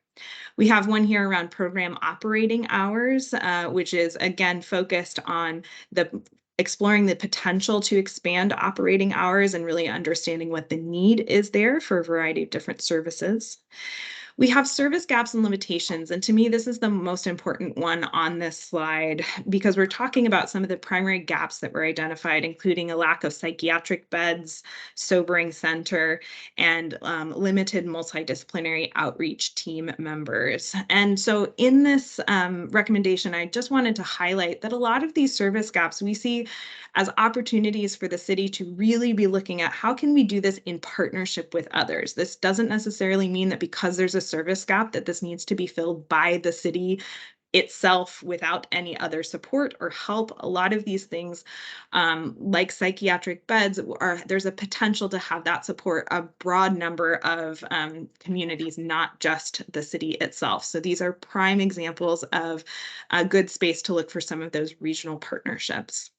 And then the last one is on external coordination, looking at the technology that is used by the city and other service providers to make sure that the data that we are putting into it and getting out of it is as useful as possible. So that was a lot of words there. There are many more recommendations and details within the report, but we just wanted to highlight some of those most critical and high priority pieces because we figured there might be some more questions about those as well. So with that, I'd like to turn it over to David White for some additional comments. Good evening, Chair Vandenberg, Vice Chair Verville, and members of our Audit Subcommittee. I'm David White, and I'm the City Manager for the City of Santa Monica.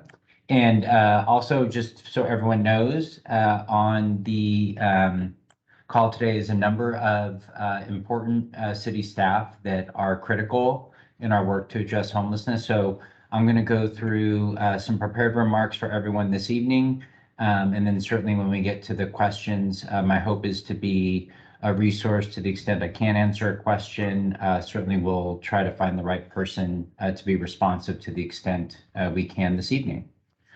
So since its release, I've spent time with the homelessness study prepared by Moss Adams. And in doing so, there are a number of folks that I would like to thank before sharing some prepared remarks.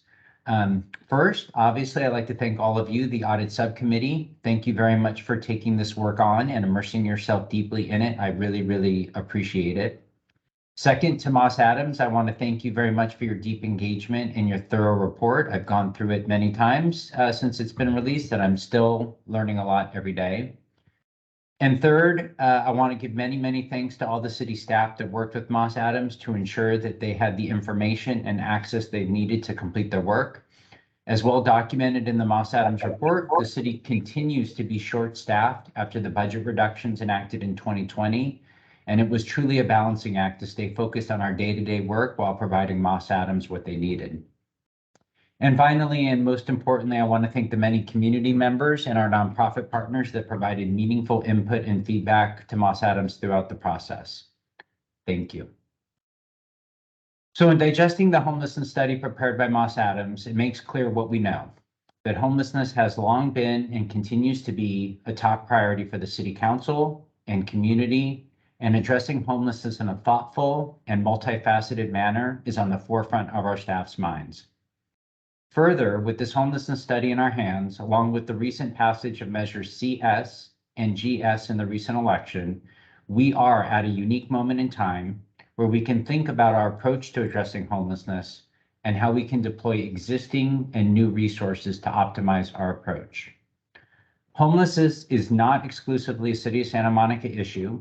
It is a regional, state, and nationwide issue. At last count, and as you saw on one of the slides from Moss Adams, 69,000 people were homeless in Los Angeles County. And I've read in the past that outside of downtown Los Angeles, Venice is home to the second largest concentration of individuals experiencing homelessness in LA County. The Moss Adams report prioritizes what we know is necessary to address homelessness: the need for permanent supportive housing and affordable housing, strong regional collaboration, and internal organizational alignment.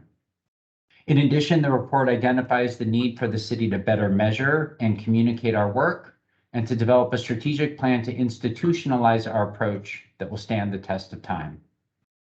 What I also understand is that the recommendations proposed by Moss Adams will take time and resources to implement, and I know that the meaningful work of our police department to enforce local laws and address issues of public safety, and our multiple outreach teams to build relationships and connect folks to services and housing is imperative and a critical part of our work going forward. These are services worthy of expanding as well. At a high level, Santa Monica is unique in that we have faced the issue of homelessness head-on for decades. While other communities are just now exploring their first shelter program or first attempts at outreach, the city has a robust infrastructure and a comprehensive local system of care that has evolved and innovated for quite some time. We've led in adopting new evidence-based best practices as they emerge, producing outcomes that exceed those of other programs in the county. We have a level of coordination across city departments, first responders, local service providers, and county systems that is a model for other jurisdictions. Policies adopted by the council over many years have created a system locally that prioritizes care to those who need it most. Policies that are now being adopted and adapted by the county and other jurisdictions. Santa Monica uses its resources to serve the people who are most visible and highest need.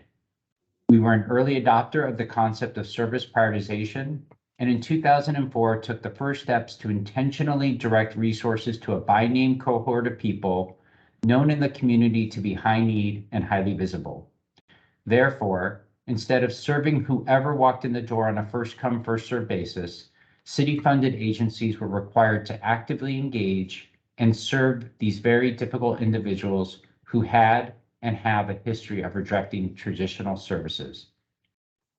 This policy shift was formally adopted by Council in 2008 as the Santa Monica Program Participant definition of homeless for the purpose of determining eligibility for city-funded programs. This idea of prioritizing people by name and vulnerability is now the policy countywide and was adopted by the U.S. Department of Housing and Urban Development as the basis for the National Coordinated Entry System approach to service delivery and housing prioritization. Serving this population, however, means higher costs for programs that require highly trained certified professionals in mental health and substance abuse disorders, and lower program capacity in order for staff to appropriately spend time on high needs clients. It also means flexibility in how funding can be used to support individuals who have unique needs and respond to different approaches. And in a system that is under-resourced, it means that low acuity people often do not qualify for available services and housing, or face indefinitely long waits at the bottom of the priority list. With respect to housing, Santa Monica has long been a leader in the development of both permanent and supportive housing and affordable housing. However, we must continue to invest in these solutions locally and strongly advocate for added regional capacity. In 2020, the Los Angeles Homeless Services Authority, and I'll refer to them as LAHSA in a minute, issued a report that looked at system capacity across the continuum of care, from outreach to interim housing to permanent housing, and found that the system is deeply under-resourced in permanent housing, which is causing a backup throughout the rest of the system. People in the system are homeless until they are placed in permanent housing, so the lack of available permanent options is resulting in long stays in shelters and interim housing, with the majority of participants still homeless when they leave these programs. LAHSA estimates that the region needs to add over 800,000 units over the next 8 years to address the homelessness crisis. Santa Monica has its own goals captured in our recently adopted housing element. With respect to regional coordination, Santa Monica cannot address this issue alone. As we continue to look at potential investments and new ways to address local needs, we must continue to advocate and build relationships with regional elected officials and new leadership at key county entities to bridge these complex partnerships and priorities to find synergy and collaborations that recognize local needs and seeks to honor them, because at the end of the day, we do not have the resources to address this issue on our own, nor should we.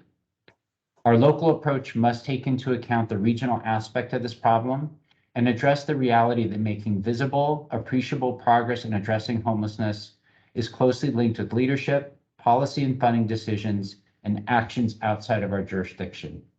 We have to advocate and engage. I look forward to working with our council to connect elected officials to remind them that Santa Monica is part of LA County and should be able to utilize county resources to meet local needs. At the same time, everyone needs to do their fair share, rather than ignore the problem in their own backyard and expect others to solve it for them. Our neighbors must increase the system's capacity to provide services and housing. Together, we must create smart cross-jurisdictional projects that further add capacity and improve coordination. In conclusion, after decades of investments, along with the recent adoption of measures CS and GS, we understand our council, our residents, and our businesses expect to see tangible results in the form of sustained reductions in homelessness. So where do we go from here? While council adopted the 4-pillar strategy in 2019, over the last several years, the city has experienced turnover in several leadership positions that have had a significant impact on our homelessness response. Certainly, I want to convey to the Audit Subcommittee that I am committed to bringing our employees together to move forward. Building from the 4 pillars and with council support, we will further commit to what we're already doing. The best practices of field-based engagement, specialized public safety response teams, and permanent supportive housing. We will seek policy direction, clarify goals and outcomes, and create structures to promote alignment across the organization and with city stakeholders. As new resources become available, we will deploy them in service of our priorities and strategies and support regional efforts where we can, and alignment with our community priorities and resident expectations. With that being said, we do want to take some time to digest the Moss Adams study and develop thoughtful recommendations and an implementation plan. Ideally, we would like to have this for City Council when we provide them with our annual report on homelessness in May of 2023. However, I do envision that leading up to that discussion, recommendations will be brought forward to City Council in advance. In order to kickstart this work, I will be meeting with a small group of members of the city's leadership team to convene and discuss what is needed to mobilize our work around this effort. We do not have time to spare. My hope is that the conversation that ensues this evening acknowledges the life-saving work that we've been committed to for decades and lays the foundation for the work we have ahead of us. And with that, I'll turn it back over to you, Chair Vandenberg. Thank you. Thank you. I think we go next to public feedback. So do we have speakers? Nikki? I do not see anybody with their hand raised at this time. Okay. Let's move on then to discussion and questions of staff. Are there any questions of the Moss Adams team?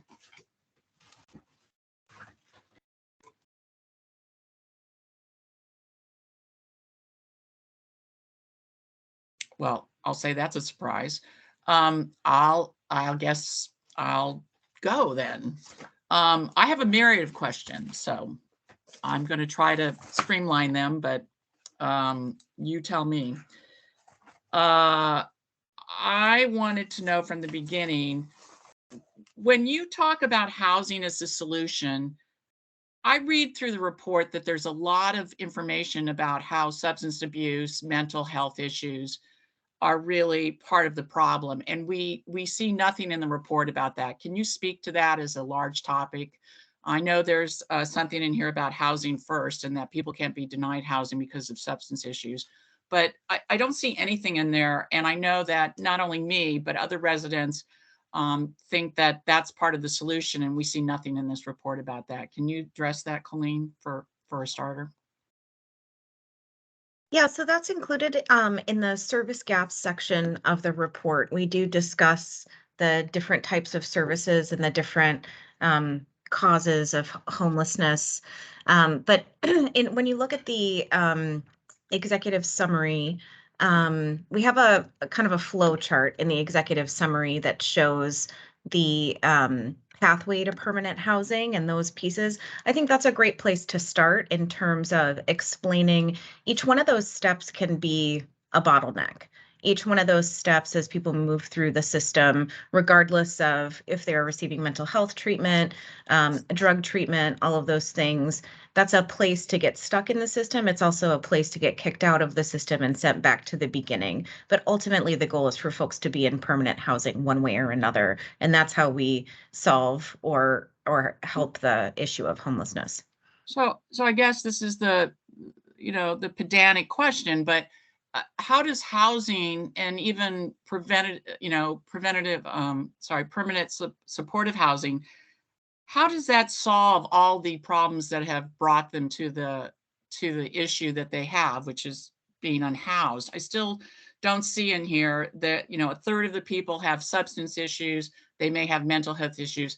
I don't think that I've seen, I see, if you're talking about the schematic on page 3, we did talk about that earlier, but the unhoused are our customers, and there's multiple facets to them. And it looks to me like we're just saying the solution is housing. So I don't understand the connection between the individual and that housing is always the solution, be it permanent housing, or I think it's permanent supportive housing. I don't see the linkage, Colleen. So can you help me understand that better? So I don't think what we're saying is that housing is a be-all, end-all panacea, but well, it is one of the 3 priorities, right? So I take it as the answer. I mean, it is a priority for Santa Monica. David, you want to say something? Well, I didn't know, maybe wanted me to jump in. I think Chair Vandenberg, what the thinking is that when you're working with folks that may have multiple layers of trauma or substance abuse, it's very difficult and challenging to bring folks to a state of recovery when living on the streets and outdoors. And so I think the notion of what permanent supportive housing is all about is that you increase your ability and propensity to help someone through their challenges by having a secure place to live versus trying to address these issues in an unhoused environment. That's really what we're driving towards when we're trying to help people recover and deal with their substance abuse issues. That's how I would frame the issue. So if I can respond to that, City Manager White. So what you're saying is, in looking at this page 3 and the schematic, that you would always have housing first, and then you would put mental health addressing or substance abuse second to that. Is that correct? Is that the direction? No, the notion of permanent supportive housing is that you, with the housing, you provide wraparound services. So you're providing folks with mental health and substance abuse resources so that you are working with them on all those issues at the same time. It's not to say that someone's in housing and then it comes second or down the road. It's they have these services. That's why it's called wraparound services, that they're in this housing, they receive these services in this environment. So while we have somebody with schizophrenia, which while we would hope that some mental health would be available, it's going to be mostly situations where they need help, they need drug treatment. I mean, they need, their meds, they need something like that. How is that handled differently from somebody who comes in with a meth habit who is just sprawled out, on the street because of that? I mean, again, I don't see how you differentiate between these. To me, I see a lot of different customers. I mean, and I don't want to call them customers because they're people who need a lot of help. But how do you differentiate it? I just don't see it in this report, Colleen or David. I don't see it. I see housing is the solution, and I just need to understand better why is that always the first thing. And you're saying that it's preventative, permanent supportive housing. That's where we're going. Permanent supportive housing is something that has absolutely been effective in quite a few communities. There's a tremendous body of research in support of the housing first model. It's absolutely not new. And I believe it's been required. And I think it is. I just don't understand it. Okay. So if you could help me get there, I think that would be really great for this venue, because that's what this is about. So Elizabeth, maybe I can help you, because Well, I can tell you how. Can I just finish with Colleen and have her try to, and then we can move forward. I'm ready to pass the baton for somebody else. Go ahead, Colleen. I mean, it's your report. I need you to explain it. Sure. So we were asked to assess the city's response in comparison to best practice and leading practices. And the Housing First model has been an internationally recognized best practice in this area as a way to most effectively end homelessness as the strategy for many years. And it's something that the state of California recommends. It's something that many other entities, social service, I think research, all of that. That it's your priority, but I just don't understand the path of how we get homelessness reduced by that. I'm still flummoxed by that. So the answer is really permanent supportive housing. Is that the answer? Is that really what it means? I can try to jump in. I think that there is a distinction that we want to make between permanent housing, which is all affordable housing, or really all housing, and then permanent supportive housing. And we did try to differentiate between those two things within the report, but they're just one word different, right? And so with permanent housing, what you need to be thinking about is, as your city manager was discussing, you have a new housing element. It indicates that you need to build nearly 9,000 units within the city. And many of those are in that affordable housing section, where you're only paying 30%. Is the housing element got preventative? I keep saying preventative, but permanent supportive housing, is that a component of the housing element? Because that's what it says in the report. Is there a permanent supportive housing component to the housing element? No, the housing element provides for, as stated by Tammy, about 9,000 units of housing and about, I don't have the numbers, but just a little bit less than 7,000 units of affordable housing. I understand the numbers. Yeah. So I'm just looking at page 73, Colleen. I'm looking at the second paragraph. It says, the city should continue to prioritize the scouting for and development of permanent housing units, parens, affordable housing, and PSH as part of the housing element implementation. So I'm really trying to understand how that is all hooked together.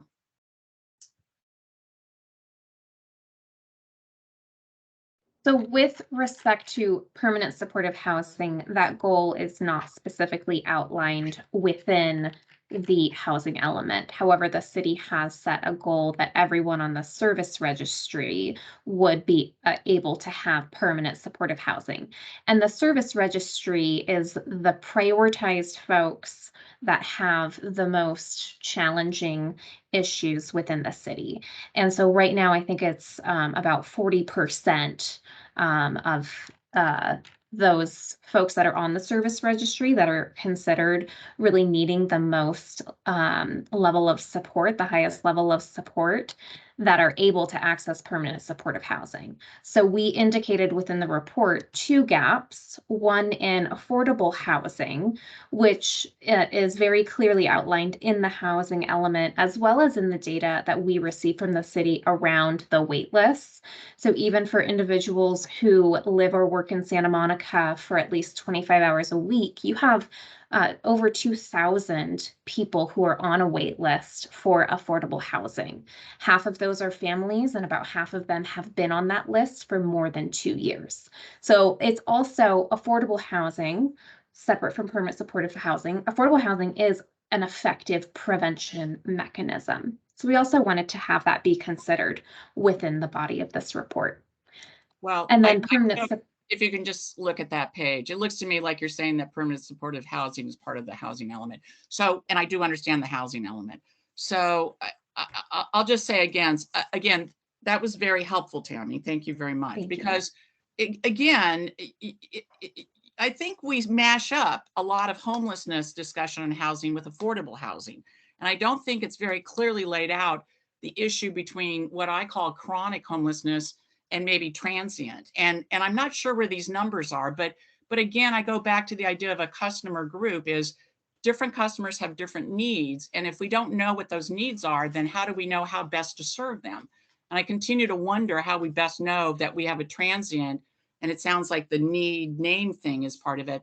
But again, to me, this is, it's not a clear discussion of how to get there. Housing is brought up so extensively. We don't talk about preventative housing and preventative options like POD or some of the other things we've talked about. That isn't really brought up in this report. Is that not important to homelessness?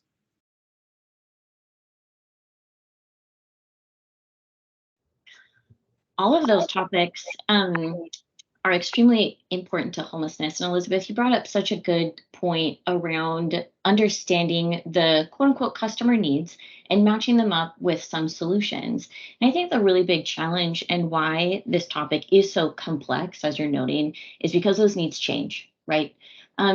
It could be at the onset of the pandemic, people who have lost their jobs, who can't go to work, who are working in a service industry, could lose their housing for a number of reasons, right? And so it can start a cascade, and their need to get into housing could be something as not simple, but something as straightforward as needing access to affordable housing. And then say you have another group of customers that have fallen out of housing because of substance abuse issues and need those wraparound services in order to get. And Jesse, you're great, Yeah. but you're just categorizing it. But I'm asking us to actually put this to real life. Like, we have real life people who need help in this city. And I'm just trying to get my arms around it as somebody who's just part of the community. I'm no homelessness expert, as you can tell, but I really need to understand better how we do it. And I sense that we're still missing pieces to this puzzle that, we need to work on. And I'm going to stop and I'm going to pass it on to somebody else. I believe that Audit Subcommittee member Himmelrich wanted to say something. Actually, I'm sorry, Chair Vandenberg. Yes. There was someone who raised their hand slightly after the buzzer to provide public input. Please allow them to provide public comment. Thank you so much. You're welcome. Danielle Charney. Would you like to provide public input? Yes, yes, I would. I listened to this and I kept waiting for some specific data, like we spent X amount and this many people spent this amount of time in the shelter at this cost per person per day, and this was the result with what happened to them. Or we spent this much and these people were permanently housed at this cost specifically, and here's the overall amount, and here are all the specifics of where it went in dollars and cents. Also, I guess I have a problem listening to how great LAHSA is when there are reports of just massive waste, disappearing money, and all of it. Plus, we have a 28% or higher lack of mental health workers. So I don't know where they're all supposed to come from, because there just aren't that many around right now. You know, it's worse than New York City in August to find a therapist. So I don't know, you know, what the solutions are, but it seems to me that we have 900 homeless people. I mean, why do we need and LA City has 61,000. Why do we need 800,000 units of housing? Well, there's housing everywhere I drive. It's like everywhere. And it's all sitting there.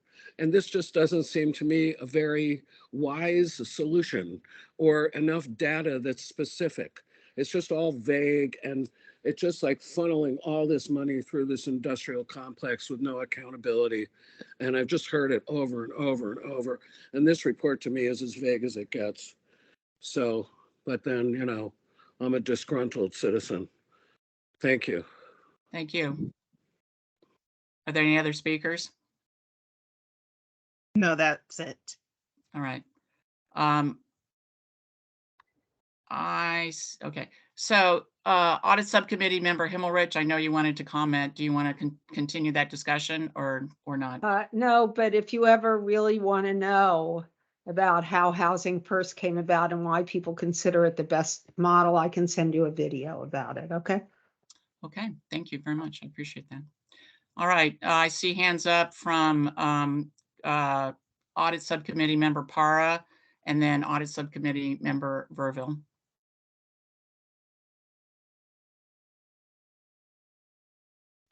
Verville was before me. Oh, sorry.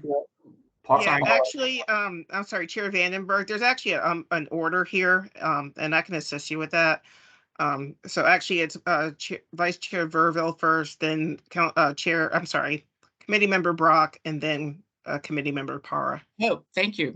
Thank you very much. Thank you for that help. Go right ahead. I will cede my position to the end and let Council Member or Committee Member Para go first, and then Committee Member Brock, and I'll go after.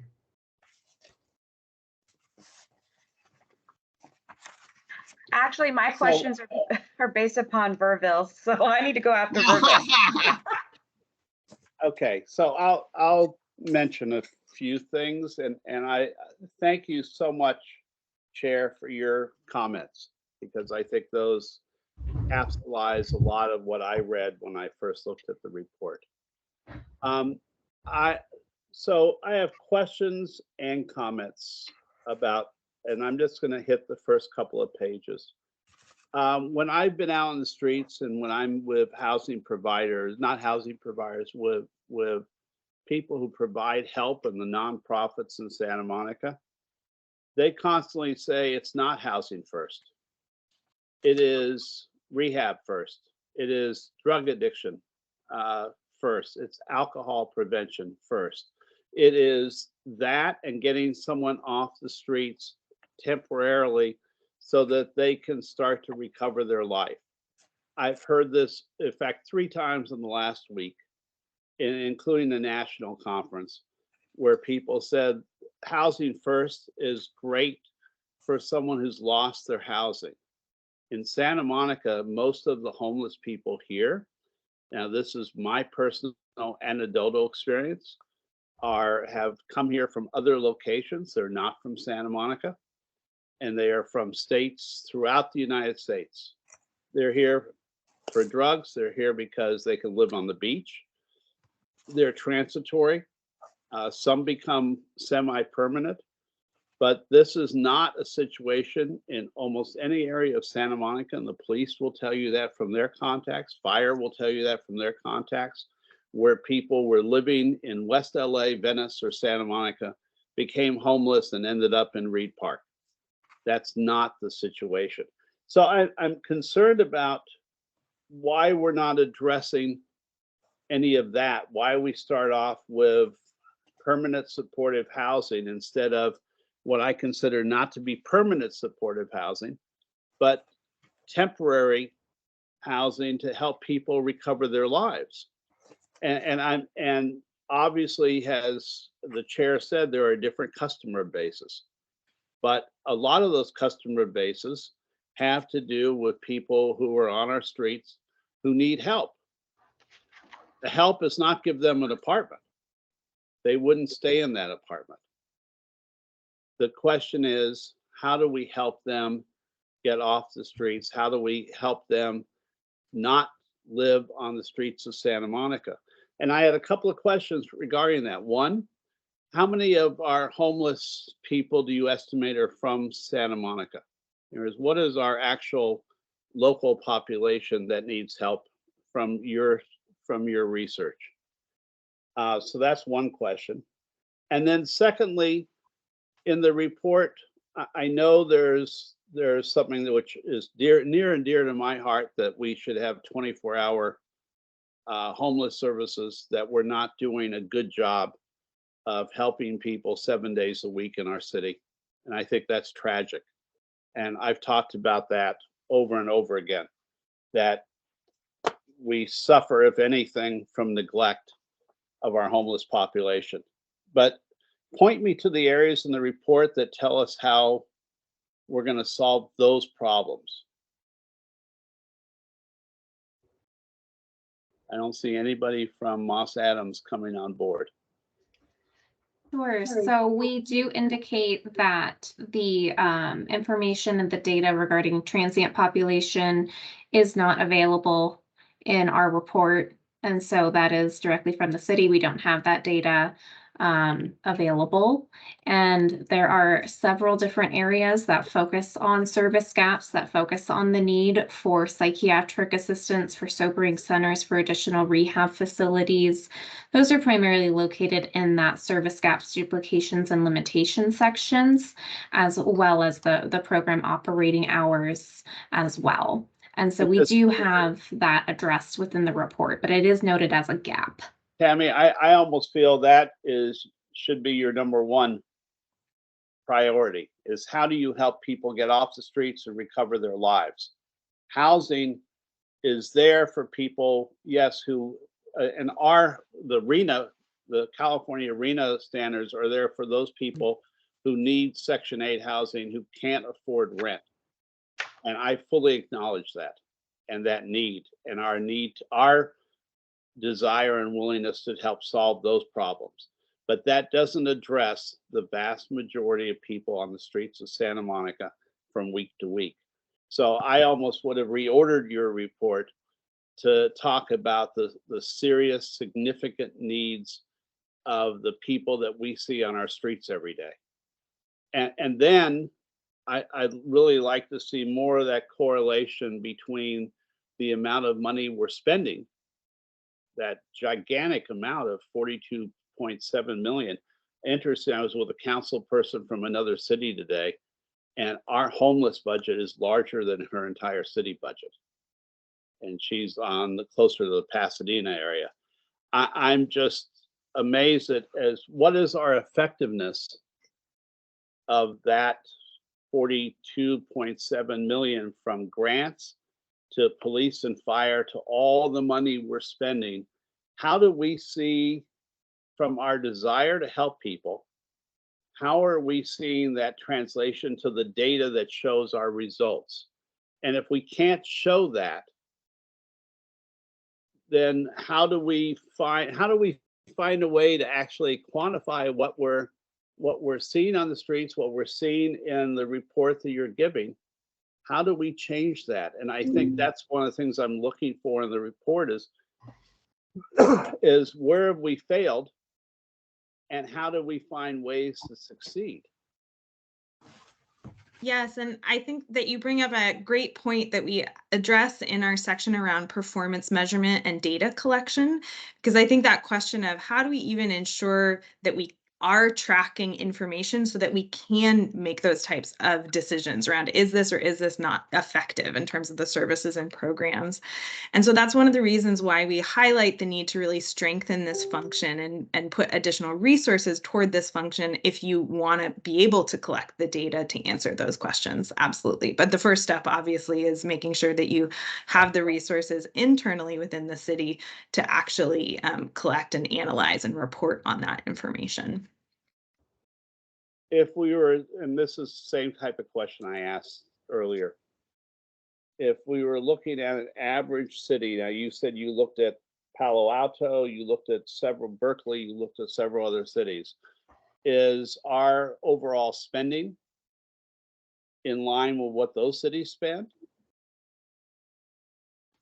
And this was a question that homelessness actually came up on our last call together, and that was outside the scope of what this project was deemed for. So we were not comparing, because it's also incredibly difficult to compare apples to apples data across any municipality, because the service offerings are so different, and what is provided in-house versus contracted versus what is available in the community. So we don't include that type of comparison within the report. So I understand, and I really appreciate the different observations and recommendations. I see the value of those. I see so many areas where I think we all go, yeah, we're missing those things, and we need to strengthen or change or be more nimble to figure out what we're doing wrong and how we can help people. The tragedy of people dying on our streets is just unbelievable to me. The tragedy of walking past people asleep on our streets is just horrifying to, I think, all of our residents. But I will go back to your number one and say, you could build 800,000 more housing units magically in 3 months, and you'd still have homeless people on the streets of Santa Monica. West Coast Care, Salvation Army, People Concerned all say there are people who will not take housing vouchers. They won't take housing opportunities, even though they're presented. How do we solve those problems? Because that's a lot of what our residents see. And a lot of what our residents see are the results of meth and fentanyl and alcoholism and heroin and all the other things that are going on. What do we do to try and compact that into real world solutions? And it's not just about building $700,000 units for each person. It's about getting people off the streets. And I think that means 24-hour a day, 7-day a week services on the streets to try and help people. And it means repetitive contacts. And I'm not sure this report is really telling us or leading us on a path toward that. I'll rest for right now. I may come back for more.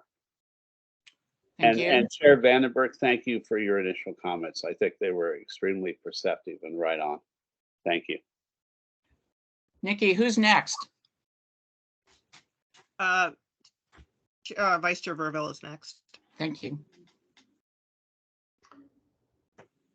Thank you. So I have, and I'm not sure exactly how to proceed, I have quite a few questions. And I've been advised by our city attorney that the only way to surface the extensive list of questions that I have is through this public forum. So I'm not sure exactly the best way forward. One of the problems I have is that this report is being presented as final without any opportunity to interact and then edit and then basically have a final report that comes out after input from the audit subcommittee. So with that, I think it seems that my questions become more academic than they are operational in this report, but I do have significant issues with the report. So with that, Chair Vandenberg, I'm wondering if perhaps I should simply walk through it more like a prepared statement, all of my questions, and then perhaps Moss Adams could pick and choose what they would want to talk about, or we just leave them as such so that they can be considered by the council as they consider this overall report. I think that's certainly one approach. I do want to encourage everybody to, have an open discussion, as that is why we have this meeting, I believe, and I believe that it'll bring better solutions to everything. I I wanted to know if the city attorney could possibly come on to the meeting and provide his thoughts about what we could do with Vice Chair Verville's comments and to make them more available to the public. Well, yeah, this is Doug. Thank you, Doug. Yes, the discussion earlier was that if any member of the committee is going to be submitting something for the other committee members to see, it just needs to be done in a public way. It can't be done before or after the meeting. So these questions can be submitted now to the city clerk and included as part of the record. They can be submitted to staff and Moss Adams with a request to return with answers to the questions later. So there are some options there. You don't have, and you can make a general reference to what's in the questions, submit them now to the city clerk, and then have those made part of the record. There's nothing wrong with that. So there are some options. Chair Vandenberg, I think that sounds like a better use of everyone's time, but I could then compress my comments and questions to a much higher level overview and then submit them to the city clerk and then copy Doug, would I copy them to the to everybody? Submit them to the city clerk and allow the city clerk to make them available to the other committee members and the public. Okay, and then from there, would they get to Moss Adams as well? Yes, exactly. Yes, and staff. So one email to the city clerk will take care of all of this. It's up to the city clerk, but it should, yes. But Doug, it has to happen in other words, what they're proposing is that all of those comments that we still haven't received as a body Right. They are should going to be be the submitted subject of a conversation that we're going to have publicly, but the public hasn't seen those comments either. Ideally, they should be submitted at the meeting, yes. So but what I'm saying is if I submitted them at the meeting, I can make high-level comments. We don't have to get into all the detailed comments. The detailed comments will be then distributed to both the public and to the committee members. Correct. Right? And then we can instruct Moss Adams to come back with answers to these questions. And then from there, I don't know how that impacts the quote final report. Right. I think we're going to have to discuss the Moss Adams component of that discussion, but I would recommend you send it to the city clerk, provide us your comments at a high level if that seems appropriate, and we move forward from there, Vice Chair. But I'll leave it in your capable hands. I think that would be that would respect everybody's time and I think provide a more comprehensive venue for all of the questions to be properly considered. Okay. Okay. So I think we have a path forward. So with Mark, that, make sure you tap your keyboard quickly and send those comments. Send your 8 pages that you did distribute to everyone, or at least I thought. I saw Moss Adams reply to it days ago. You need to resend that right now. To the city clerk. I will send that. I'm going to make my comments, and then I think we hold this discussion open so that I can send the comments in the email to the clerk, and then we can go forward. And can someone confirm to me the clerk's email address? I will provide that to you. Well, Mark, I'll send it to you now. But comments that you send after the meeting about what you send, if you or then outside the Brown Act again. Yeah, Mark, send it right now. Mark, send it right now the way I asked. All right. It's super quick. You already have it. It's an email. Just zap it to the city clerk. And the city clerk's address that I should use. I'm going to be using my Denise Anderson Warren. Actually, no.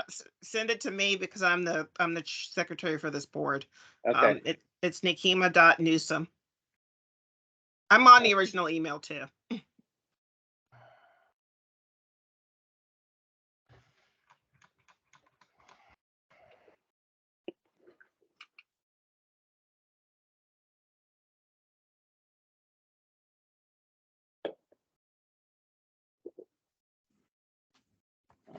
so we're going to be sending this.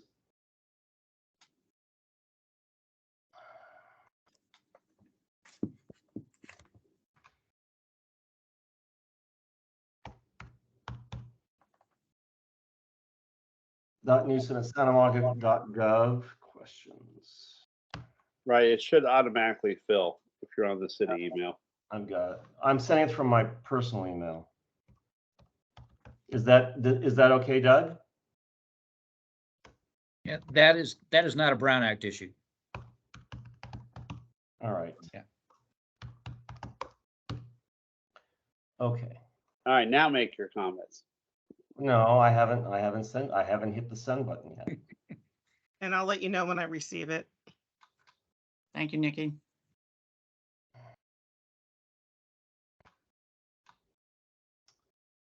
I apologize if I didn't have so many questions. We wouldn't be.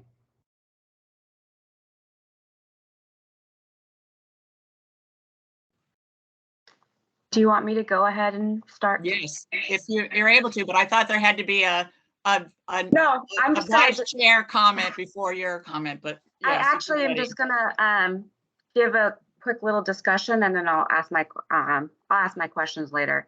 Okay.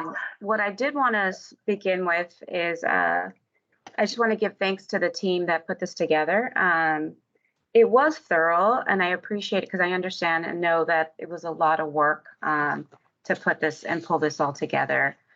When I was first elected back in December 2020, the very first council agenda item that I ever, 13 item back then, that I put on the agenda was a request of staff to have a full accounting on what, how much money the city is expending on homeless services and what programs the city had in place and so forth and so on. And so for me personally, it took 2 years to finally have this in hand to see what it is that we are doing. And so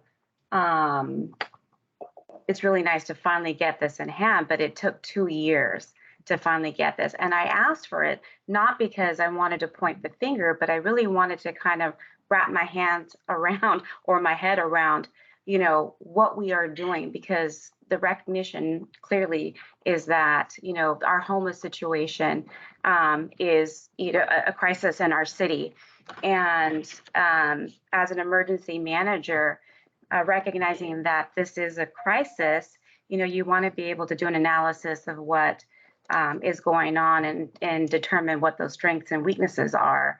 And so that's what I was trying to do. I was just trying to get a really good sense of where we are. And what I was trying to do early on when we formed our ad hoc committee with Councilmember Brock and Councilmember Negrete is really kind of throw something up on the board and see who's who at the zoo. And Lana always makes fun of me, but really trying to see what was in place and what was missing. And I couldn't do it. Every time I threw it up and tried to connect the dots, I couldn't connect the dots. And so when I came to the mayor about this and said, I can't connect the dots and I can't see where we are and what we're doing, she recommended that we bring this to the ad hoc committee for review. And so here we are, and it finally came to fruition. And so for me, in terms of the questions that I initially had to do with the number of programs. So that has been clearly identified. How much money we are spending. So fiscal year 2021, $42 million. So I got that answer. And then in terms of metrics, outputs and outcomes, clearly there's the gap. We've identified that there is a significant gap, and that's okay. So now we have identified that, which I already knew, we need to have a strategic plan. And for the department that I work for, we have a very clearly defined strategic plan. And when you have a clearly defined strategic plan, you have your objectives and you stay clear and true to those objectives, and you're able to really accomplish very strategically, what your objectives are, and everybody's on the same page and who's who at the zoo. And so happy to see that is item number 1 on the implementation plan. And as I will be supporting that wholeheartedly. The second item on the implementation plan, which I believe, and I can't find the page right now, so was to identify somebody or someone to essentially run, or someone to be the director or the staff or the employee that'll be kind of overseeing the strategic plan, or be at the helm of the plan. Again, there has to be somebody who's accountable to kind of be the captain of the ship. And so really important part of implementing, overseeing, making sure that this is being done correctly.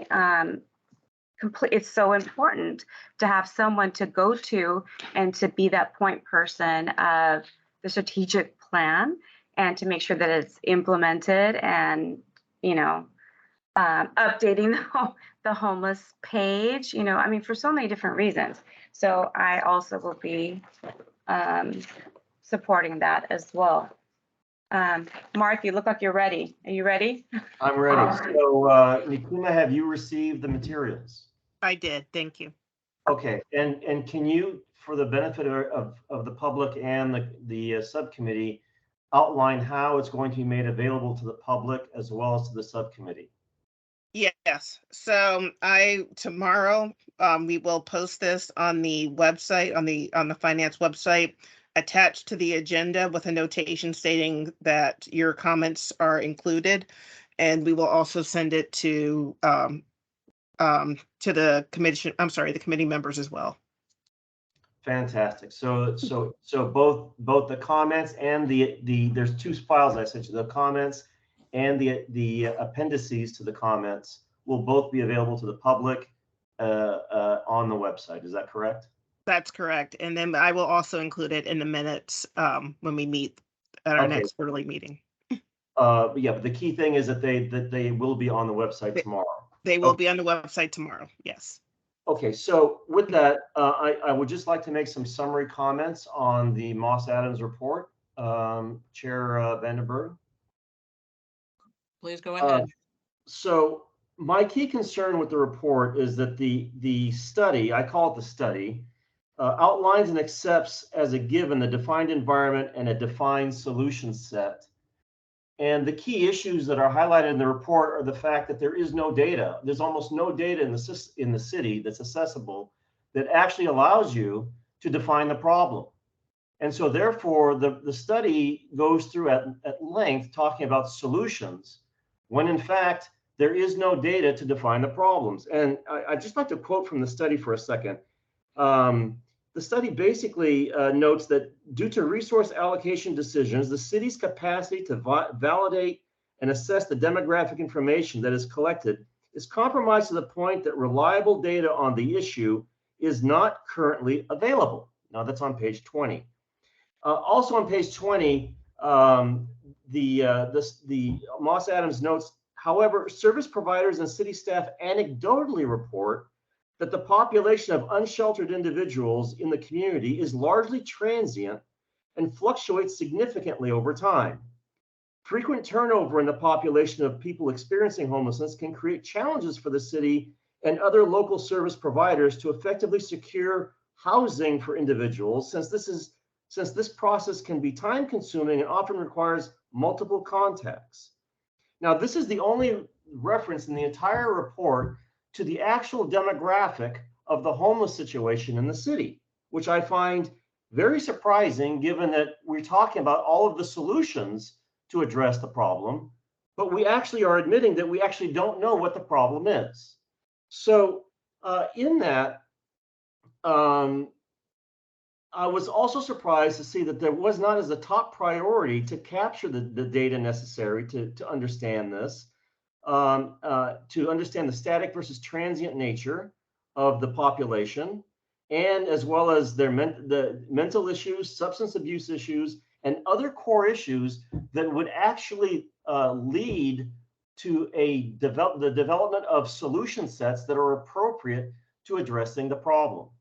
And ultimately, the other thing is, as far as objectives in the report are concerned, and I could be incorrect, but I did not see any objective that actually specifically mentioned reducing the homeless population on the streets of the city, and setting out any targets for that. There were absolutely no outcomes or objectives related to that fundamental objective that the entire city and all the residents are laser focused on. One of the other things, as far as for example, not only is the data missing, but the data that is cited in the report I found very problematic. The study notes that there were 10,255 households in Santa Monica experiencing severe housing cost burden. And that's defined as being more than 50% of their incomes being used on housing. And that's on page 67. And yet, when Mayor Himmelrich was running around town on the promotion of Measure GS, the numbers cited in that presentation was 6,555, which is a 56% difference. Now, the reason there's such a difference is because all of this data is based on the American Community Survey, and the American Community Survey has been judged by the National Institutes of Health to be almost unreliable to the point of unusable for small areas such as a city like Santa Monica. And so therefore, the data that's being used, fundamental data that's being used, is almost unusable for the purposes that we're trying to address in the report. And I cite in the notes, you'll see that, I try and approach this from multiple angles. As far as housing is concerned, I find it extraordinarily challenging to understand how housing, especially in the context of preventing homelessness, is being provided as a solution. And at the same time, and this is affordable housing is being provided as the critical tool to basically address homelessness prevention. Now, it's not clear that homelessness prevention, existing housed individuals on any scale.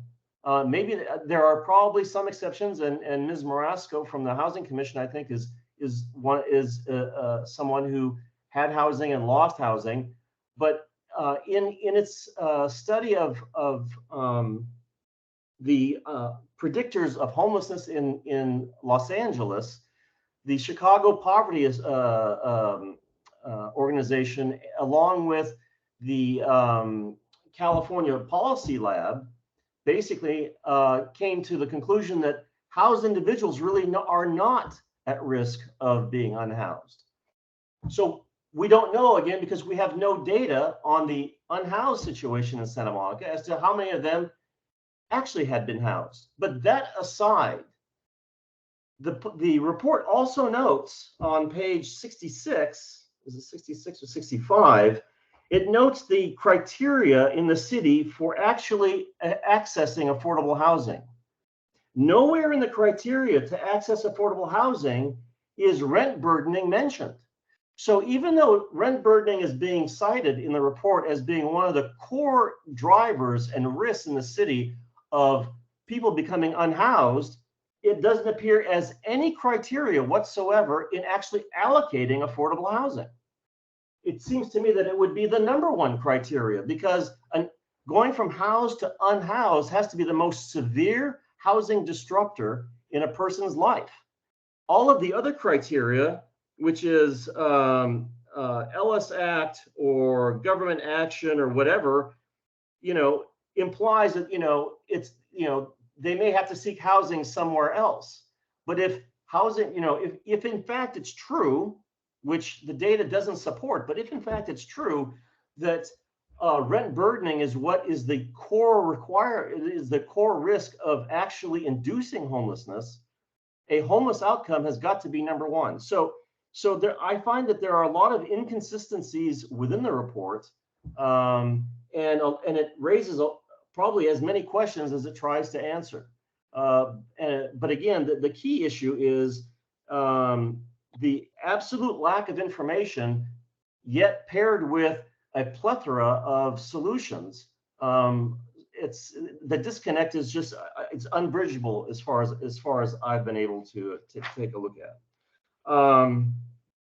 And so the other thing is for example, the last thing is on the financial side. And again, I want to thank Moss Adams for pulling together a table summarizing the financial outcomes.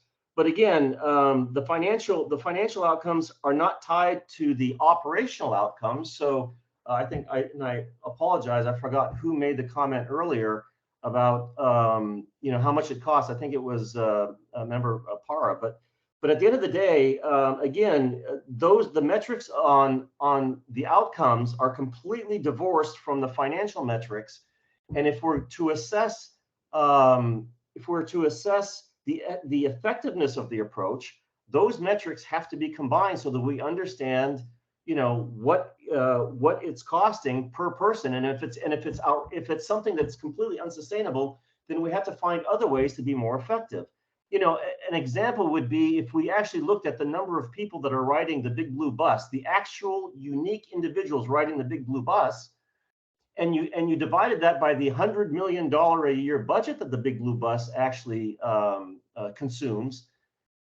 It could be that we would be better off buying each of these individuals a car, and then letting them drive, because again, you have to match the outcomes to the cost of what we're doing to make sure that we're being effective in how we're addressing the problems. The other thing is not every expense is the same. So the report notes that the police department is basically 20% of the calls to the entire police department are homeless calls. And so the police department has already been at something like an understaffed rate of 20 or 30%, because they're budgeted at 221, and I think they're around 170, 175 is what they've been staffed at. So 175 less 20%, that takes them down to an effective staffing rate of something like 62% of their authorized levels. So what that does is that actually impacts the entire city, because when you have catalytic converter thefts and you have all these other things, you basically you're taking an understaffed organization and understaffing it even more. At 20% is something like it's over 30 additional sworn officers.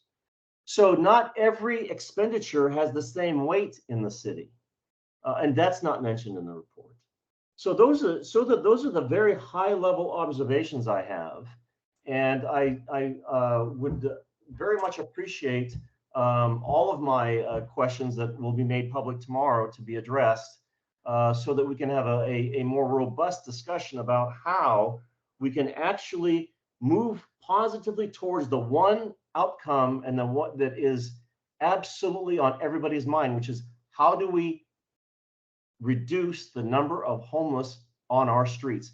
The key issue here is, if in fact it's mostly a mental health and substance abuse problem, the solution set is completely different, or hugely different, than if it's primarily simply people that have lost their housing and they're trying to hold on to a job and they're trying to get around. And as far as permanently supportive housing is concerned, the Moss Adams report referred to a U.S. study.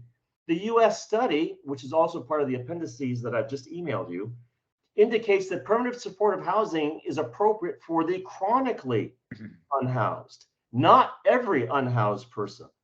And so again, because there's a lack of data, we have no idea what portion of the population, what portion of the homeless population is chronic unhoused, and which portion of the population is purely just transient. So again, we have no idea what the demand is for the solution, and yet we're throwing the solution out. And the last point I'd like to make is on data integrity, is basically the way these homeless counts are being conducted. And so at the end of the day, it's a mystery to me as to why teams of basically novices that have no experience with the homeless problem primarily are the teams that are sent out to count on a point in time basis the homeless population, rather than having those teams led by some of the members of our professional organizations, that are dealing with the homeless on every day, know where they're at, know where all these people, basically have an in-depth knowledge of that to help us get very accurate counts. Now, Cal Matters produced a report in October citing that specific issue is a statewide problem. And in Santa Monica, we have enough homeless vendors to provide us with the expertise to do that. So again, even the total count number that we're using is extraordinarily, I think, at this point, unreliable. So I think an emphasis on really getting the data into a situation where it can be relied upon has to be the first priority. Otherwise, all the money that we're spending may be going in the wrong direction. So I think those are my very high level summary comments to going through this exhaustive report. Thank you. Other questions or discussion for Moss Adams and or David White? My hand's up. I think Christine's hand is up. Oh, sorry. I'm asleep at the wheel. There are Mark's hand. several I hands up. noticed Mark's hand was up. So audit subcommittee member Brock. Christine, were you up first? No, go ahead, Phil. Okay. These are going to be just simple and sort of piggybacking on what everyone else has said. But Member Verville Vice Chair Verville just mentioned the homeless count. And, we looked at a homeless count that we've reduced our homeless amount in Santa Monica. And it's been a significant reduction over the last year. And that looks great. But then you look at Venice right next to us, where an entire section, a whole swath of an area that is just has a tremendous amount of homelessness, camps, etc. on it, was said to have 0 homeless people. So, I look at, we can talk about the reduction in homelessness, but honestly, I don't believe that count. And a lot of our residents have mocked that count all year. So I would not put a lot of stock into that count as gospel for Santa Monica, especially when we look at the count directly across our border. And it said for, I think, a square mile of Venice that there were no homeless people there. We also did the count on the coldest day of the year last year. And so it's significantly harder to find people when they're holed up trying to stay warm. So I'm more concerned, really, and I'm going to go back to the same things and I think Councilmember Parra and Councilmember and Vice Chair Verville have touched upon both of these. That I'm not sure we're seeing the cause and effect, the metrics, the idea of what we want to accomplish, metrics and data, even in this report. And I understand that you were unable to get a lot of the data you needed, which causes me more concern with our providers. If they can't tell us, these 13 people were housed in the last month, or they went to rehab, or we got them to go home to be with their families. If we're not able to see those results, then we're not going to really accomplish anything long-term. We've got to see what the short-term results were. Now, I was in 2 different homeless provider service providers in the last week where they were able to show me data of exactly what had happened in the last 60 days. We have to demand that from all of our street providers, all providers who are trying to give us services. We can't have this randomness go on, and then we hear that all this money's been spent. And I appreciate all the money that's been spent, but I would bet that we spent more money per homeless person than any other city in California. And we have to change that scenario. We've got to, one of my council member colleagues has a saying where she says there's a come to Jesus moment. And that come to Jesus moment, I think, is now with the Moss Adams report. And now I think, yes, Vice Chair Burville's comments need to be answered. I had read his 8-page report. I thought it was comprehensive. I think the questions in there are questions that demand to be answered. That we look at this report and the report looks lovely, but I don't know if it's really,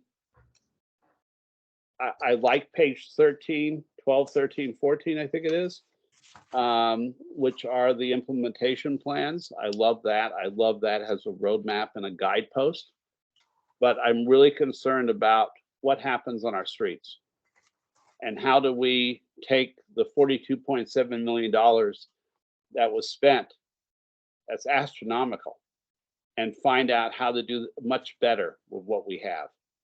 We have to do much better. And I'm not sure we're there yet. So I'm not giving you high level, I'm just giving you more just base comments because that's what I do. But I'm really concerned still. And I'm concerned that we haven't, I'm still concerned with the first couple of pages, which say housing first. And yeah, long-term, housing first. But short-term, how do we help those souls on our streets who desperately need help, who every one of our residents would say they don't want to see them on our streets. They want to see them get help. They want to see them recover their lives. That to me is important. And showing that compassion for those people who are in need, and also showing that similar compassion for our residents who deal with us every single day and feel helpless. We have to change those scenarios. Thank you. Okay, Audit Subcommittee Member Para, did you have any comments? Any additional questions? No, I don't have anything additional. I think they pretty much covered it. Thank you. I was just responding to the previous hand. Thank you. And Vice Chair Verville, comment? I just want to highlight one other point, which is apparently the city manages its own independent homeless management information system. And so it's called the Welski Community Services System. And so one of the key issues is it even compliant? HUD has specific data requirements that these systems are supposed to collect. And so one of the key issues is the system compliant with HUD's requirements? And the requirements are extensive, and that's part of the Appendix C that I emailed to everybody, which is what should be in that system. Now, even though, as the report notes, anecdotally, the population is highly transient, yet Santa Monica can't actually compare its data with LA County's data. So at the end of the day, we have no idea. We seem to have no ability to actually, even from a data perspective, get a grip on what the transiency issues are, and just how what the flow through rate is of individuals through the city. It could be that the city has, over a year, 10,000 homeless people, but they're only showing up at 900 at a time. So that's a completely different problem than having 900 permanently homeless people that we know by name. So, understanding how that system is being maintained, understanding, what the data gaps in that system are, and understanding is it compliant with federal regulations, and if not, why not? And then understanding what do we need to do to actually share that system with the county and share the county's information with us, so that we can basically start systematizing the way we're approaching the issue. And lastly, apparently, our first responders don't have access to the system for privacy reasons. And so hopefully, as a priority, somehow figuring out what they can get access to so that they can become more effective in this process, I think would be critical. Thank you. So Chair Vandenberg, if I could just make one comment, because I want to make sure. Yes. So Vice Chair Verba, I appreciate the feedback a lot. And you know, I appreciate Moss Adams for highlighting the need to focus on data and, you know, and getting better communications and systems. I do just want to clarify, because we did receive some of your feedback ahead. So Wellski is a HUD compliant system. I know why that's important to you. And so I just wanted to make sure you knew, and we could clarify for the record that it is a HUD compliant system. That's great. It would be helpful. I think, I'm not sure how many people know, including council members, what data is in that system and how it's being shared or not shared. And so I think we need to kind of increase the visibility of that system so that we can get a better idea as to what the potential and the opportunities are of leveraging that kind of system to much more effectively address the issues that we're dealing with here. I see that Audit Subcommittee member Himmelrich has her hand raised. Yeah, yes, and I've only 2 points. Am I echoing there? Because it feels like I'm echoing here. Okay. Nope, you sound good. The first is on the Housing First model and the effectiveness of Housing First. I think that a straw man has been set up that we have a transient population, which admittedly is based on anecdotal evidence. But the bottom line is that in the studies of Housing First versus temporary housing models, Housing First has a 90% effectiveness rate, and the other models have nothing more than 45. It's less than half. So there's no question that the only effective model is Housing First. And it is a long range and overall problem. It is a growing problem. And the reason it's growing is because nobody is paying attention to it. And everybody is saying, well, Housing First is too expensive. Housing First is too this. So the problem never gets solved and we kick the can down the line, and more people across our country, not simply in LA, are homeless every year. So that's the Housing First model. I question why. I'm guessing that Mr. Verville knew when he was talking about Wellski, which I think may be Wellsky and not Wellski, just so you know. But anyway, that it was HUD approved, because when he said that, I just minimized my window and looked, and it took me 30 seconds to find out. So why do we listen for 5 minutes to someone talking about something he already knows the answer to and saying that it's a deficiency? I think it's a waste of time. So those are the 2 points I want to make. That's all I really have to say. I'd like to respond, and to be blunt, I did not know it was HUD approved, and so therefore I asked the question. So to assume that I knew that, I think, is a bit out of line. And so the other point is, if we have absolutely no idea who this what the demographics of this population is, you know, and so, and if in fact we are dealing with 10,000 people a year, of which we're seeing 900 per month running through here, that's a different problem than it is if in fact it's 900 people that we know by name. And so I return to the original observation, which is, unless you can define the problem, I have no idea how it is that you can define the solution. And we're trying to define the problem for Santa Monica. And so until and unless that problem is adequately and clearly defined, unequivocally, then all the discussion about all of these solutions to me is going absolutely nowhere and contributing nothing to actually getting this problem addressed and under control. Thank you. Thank you. I guess I have just a few more questions. If Moss Adams could just maybe address this. The 8 million that we get from we put into the HSGP grant program, is that included in the 42.5 million?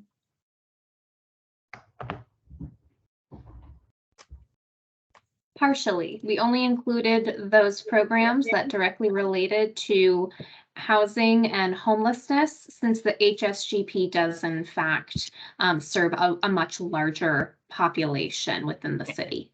Thank you. Thank you very much. My second point, I guess it could be addressed to Audit Subcommittee member Himmelrich is, so I look on page 25 and it does say in 2016, California passed a law requiring all city county housing programs to adopt a housing first model, which is adopted as the guiding principle by Santa Monica.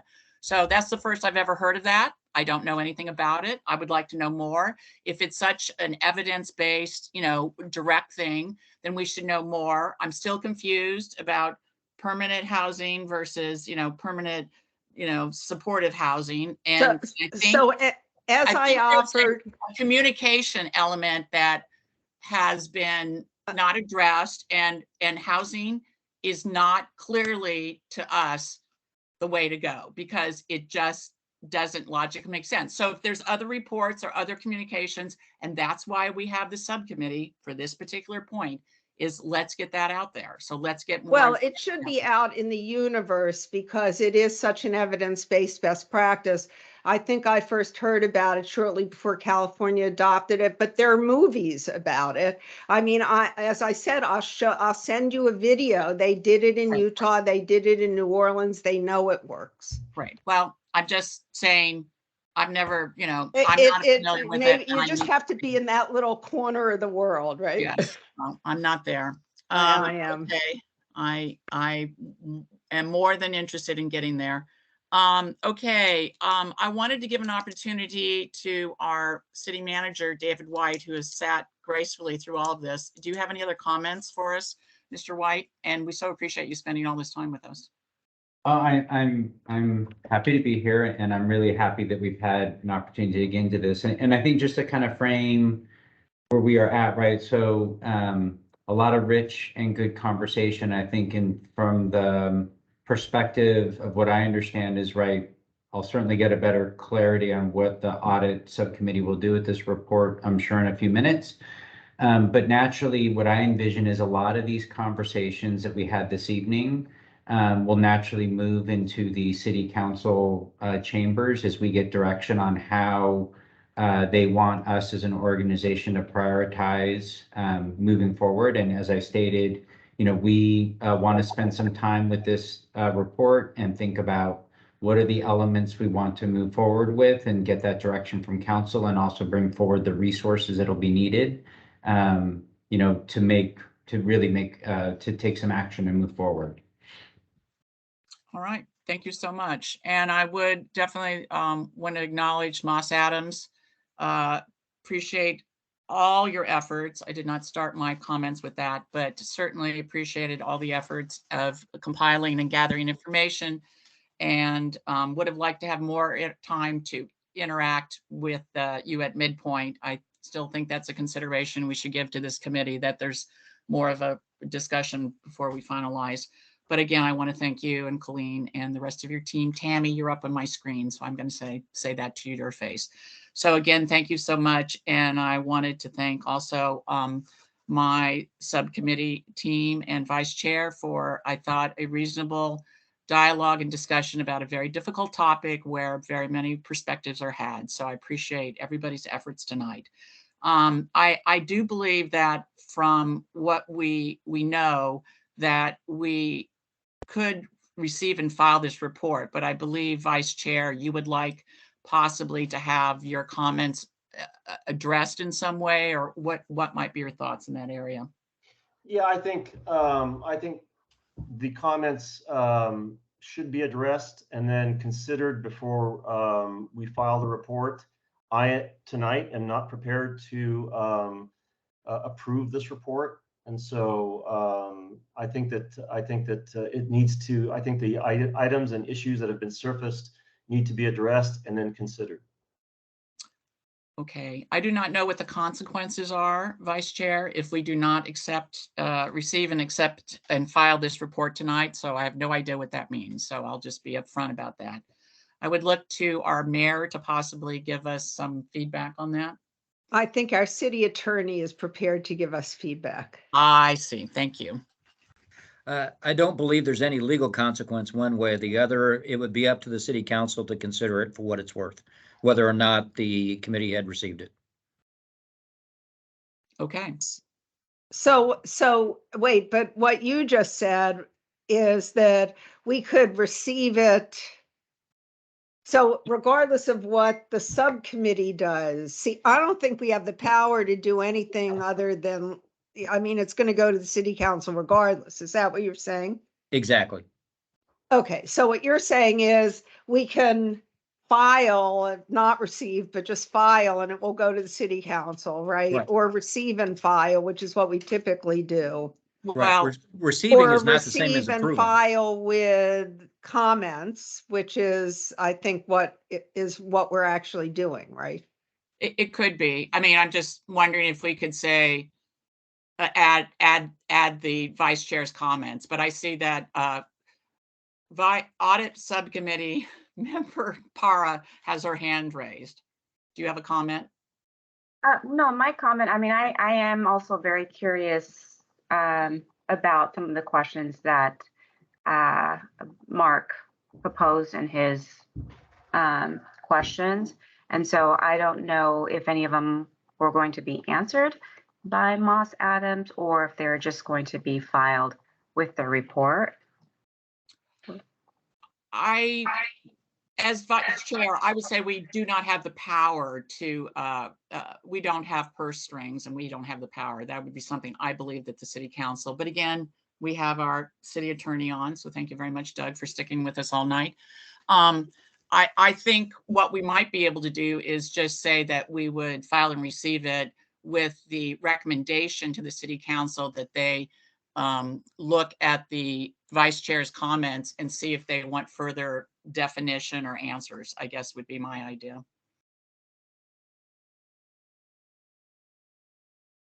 Vice Chair. Phil wants to speak. Oh, yeah, thank you, Mayor. I had my hand up also. My apologies. So my question, I think this would be a question for the representatives who were here from Moss Adams. They've received questions from Vice Chair Burville. Do they have an intention of trying to provide some overview or some answers to some of those questions? And if they do, what would be a reasonable amount of time for them to answer those? And would they meet with us again to go over those answers? Moss Adams? So, having had the opportunity to review those questions, the vast majority of them are operational questions for staff and not necessarily questions regarding the report or the analysis. So my suggestion would be that we can coordinate a response with staff where staff can provide responses to some of those critical questions. I would leave that up to the city manager in terms of how they would like to respond. There were a couple of those in there for us. Committee member Verville found a typo, so we'll update the report so that we've got one without the typo, things like that, so we can go ahead and move forward. So when would you have a revised report with either staff answers or your answers to Vice Chair Verville's question? Yeah, the report is final. We're not going to incorporate those questions into the report or make any additional. I mean, that's what I need to know, because otherwise I would say we leave it open. If not, then we will take other steps. Okay. Thank you. I see that Vice Chair Verville has his hand up. Vice Chair. Thank you. So again, I think what I would have expected had there been an input process for this report is taking a look at the solutions that are being outlined and backing off and making those solutions contingent upon what the data, once we understand the nature of the problem is, what then the solution should be. So as it stands now, the report basically says these are the paths that need to be you need to go down to address the issue, But I get back to the fundamental point, which is we can't define the issue. We don't have the information to define the issue. And yet we're being very prescriptive as to what the solutions are. And so that to me is the fundamental problem with the report. And so to the extent that, you know, the report stays as is, that's fine. But there's a gigantic disconnect between what the city should be pursuing under one set of circumstances versus what it should be pursuing under a different set of circumstances, but we don't have the information to define those circumstances. All right. Audit Subcommittee Member Brock, go ahead. You're on mute, Phil. I had all those great comments.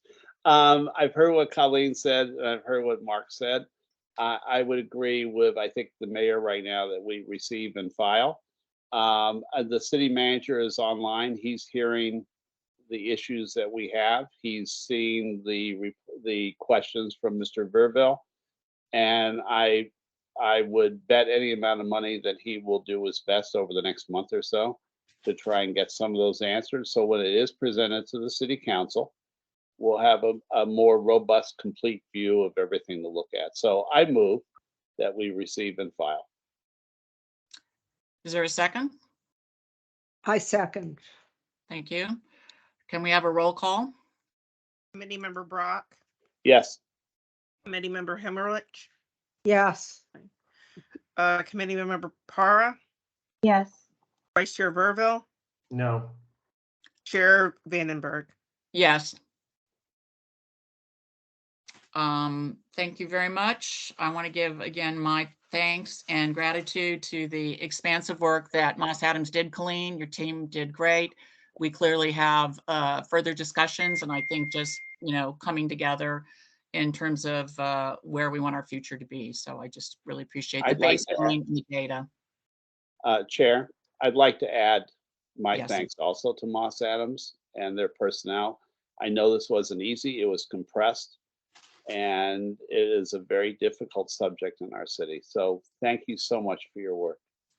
I think you really also started and take this away seriously, Colleen, a good conversation throughout the city. So wait, don't hang up though, because this is the last time I will be in one of these know, you have audit to say committee something. meetings with Colleen and Tammy. I'm sorry, Annie, I don't, but I've been with you guys for such a long time, right? I mean, it's been, because I've been doing this for 6 years, right? Is that how long we've been doing it? Yeah, so bye. This was fun. I don't think they thought tonight was fun, but that's okay. All right, thank you so much. And we're going to be moving on to item number 6, which Gigi DeCavallis Hughes, our Director of Finance, has been waiting all night to talk to us about. So it is about the progress report on findings and observations. Gigi, are you still there? I am. Good Hello, job. everyone. And before I start, I do want to also thank Mayor Himmelrich, Subcommittee Member Himmelrich, who basically created the Audit Subcommittee and fought for the creation of this committee, the subcommittee, and it has done some amazing work over the past 6 years. So, Gigi, as it's someone been who's fun, been dealing I with think. it, I really appreciate the effort that you put into it. Thank you. It was fun. So I will try to do a compressed version of the progress report that is always the most exciting part of these meetings.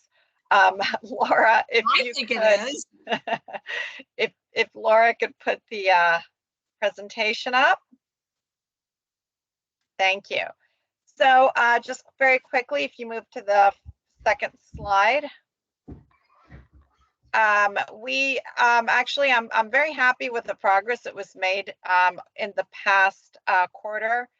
We had 21 completed recommendations. That's a bit, considering the fact that we are very low on staffing, that we've had a lot of new priorities thrown at us since a lot of these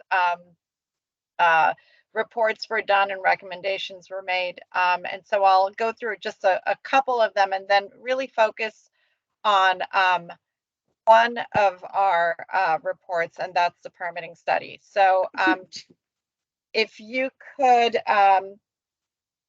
move to the next slide, I'll just kind of go through and one more. These the reports here, work is continuing to be done. We're almost done with our parking permit citation contract. If you can move to the next slide. This billing and accounts receivable, I expect to see a fully completed project in February. We just have a couple more things that will be done in December. Next slide. Fleet efficiency, I do want to note, it had 8 items completed. This is a report that was counting on the implementation of our asset work system. That is, you know, our fixed asset vehicle management system. That system is now being used for long-term planning, for replacement analysis. So we're seeing some great progress there. The things that are remaining are just some SLAs that are going on between the departments and some surveys. If you can move on to the next slide. And the next one, these haven't changed that much. Some work is being done, I shouldn't say not much, but not a lot of changes. And another special mention is our parking operations contract review. This is the audit that was done of our parking operators, so SP Plus. That work has now been completed. So that report is done, and you won't see it again on this report. Move to the next slide, please. In these areas, I do want to mention that we are going to hear from Lori Gentles, our HR director, on the progress on the HR organizational assessment next February at the next meeting. As you can imagine, a lot of challenges have been centered on HR, the tight labor market, all the recruitments that are happening as we are recovering and bringing people on board. There's quite a bit that's going on there. So a lot of the recommendations for mostly systems that were made for organizational changes in that report have been shifting. So they will, Lori will come back to us with an updated implementation plan. If you can move on to the next slide, I'm just kind of dealing with some of the big ones. And then I'll talk permitting in a second, but in the mobility area, they've also made a lot of progress, completing 5 recommendations. They now have a technology strategic plan. They are working with, they had merged with DOT. They're working very well to leverage staff from DOT, so there are efficiencies there, and they're working with the TMO, the Transportation Management Organization, to develop performance measures, or to start implementing the performance measures that are developed. And finally, the last slide, I do want to talk a little bit about the permitting study progress, because that's something that you have all been very interested in. So just quickly, what's been completed this period.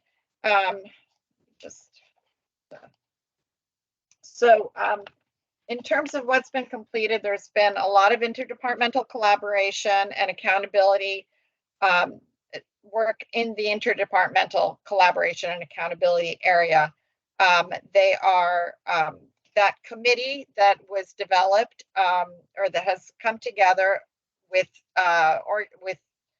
representatives from many different departments is taking a look at, for example, the performance measures that have been developed to make sure that if there's a plan that's going through, that we know that it's keeping people accountable. We know where it is, how long it's taking to take a look at the plans. There is a process for when we're considering code revisions. Many different people are looking at them and weighing in, so that we are sure that we're not going to be hitting stumbling blocks in the implementation.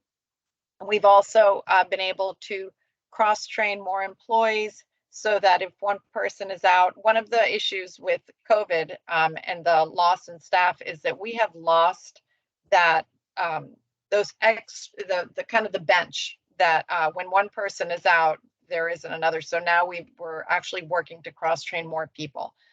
There have been some notable changes in our process because of the work that this interdepartmental committee is working on.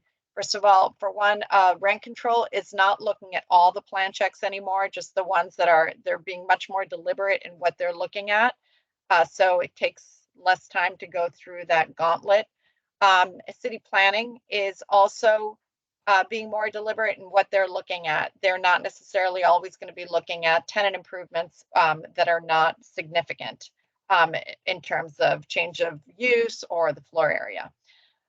We've also had some big policy changes where the council has made certain interim zoning ordinances that are making it more flexible for commercial areas, for planning commercial areas to happen. Those have now been made permanent in the code. And finally, in terms of kind of going along with the first items that I talked about with this interdepartmental collaboration, there have been some specific things that staff wanted me to talk about. One is, and this is one area that I remember being a big piece of the report, the trash enclosures, anything having to do with trash that, you know, it would come in at the end of the planning process. It would be brought up later on by Public Works, and it would kind of change everything around. We'd have to kind of start over. These are the things now that we are focusing on how to streamline that process. And another thing that's happened recently has been the Parklet Handbook, the publication of the Parklet Handbook that is helping many businesses understand how to open up a parklet. And we're working on an ADU, accessory dwelling unit handbook next.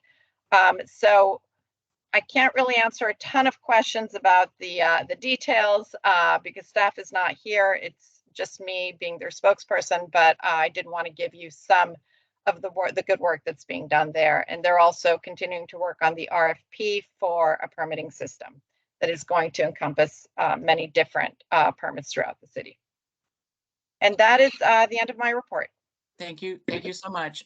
We may have some questions for you, but let's see if we have anybody from the public. Do we have any speakers, Nikki? I do not see anyone. Okay. I do have a question. What's the rent control in the like down by the bottom? I don't know what that is. What does that even mean? Rent control looks at permitting. I didn't understand that. So apparently when certain permits come through, rent control is one of the areas that takes a look at. Really? Yes. I wonder what they do. All right. Any other questions or discussions for our Director of Finance on this topic? All right. Well, before we go to motion to second and receive and file, I too would like to thank my mayor for the time I've spent with her on this committee. I have felt that you've given me the ability to make an impact in an area of the city that I never knew I could make an impact. And I truly appreciate that opportunity, as well as working with you and being part of your vice chair too. So I just want to thank you very much for that opportunity and the time together. Very much appreciated. Thanks, Elizabeth. It's been fun. It's been an adventure, hasn't it? It has been an adventure. May we live in interesting times. Okay, I'm looking for a motion to receive and file and provide comments as stated regarding the progress. I'll move. Pardon me? I'll move. I'll move. Okay, do we have a second? I'll second. Sounds good. Roll call vote. Committee Member Brock, Yes. Committee Member Himmelrich, Yes. Committee Member Para, Yes. Vice Chair Verville, Yes. and Chair Vandenberg. Yes. Thank you so much, everyone. Big evening, big report. Appreciate everybody's efforts. And I want to thank everybody for all your time and effort in talking about a very long-term effort that the city will continue to work on, and I'm calling us adjourned. So thank you so much. I have one question. Yeah. When will the recording be posted? It was delayed by almost a month last time. When will recording of this meeting be posted on the website? Nikki, do you know the answer to that? I don't. That would be either Alicia or I'm sorry, is it Lisa? Laura, I'm sorry. Laura's new, so I'm still getting used to her name. They would post it on the website. I just do the minutes. Okay. So can someone follow up and make sure that we don't have a delay like we had last time? Yes, we will make sure. We've had a transition of staff, so that may have been one of the reasons. We will make sure that as soon as we have the recording, it will be posted. Awesome. And Thank I you will so let much. you know. Thank you so much. And All right. I want to thank Moss Adams too. They're probably gone, but I know they did yeoman work on that report. So I know they did. It's just the discussion that needs to keep going. All right. Correct. I look forward to Housing First Education, Mayor. So looking forward to that.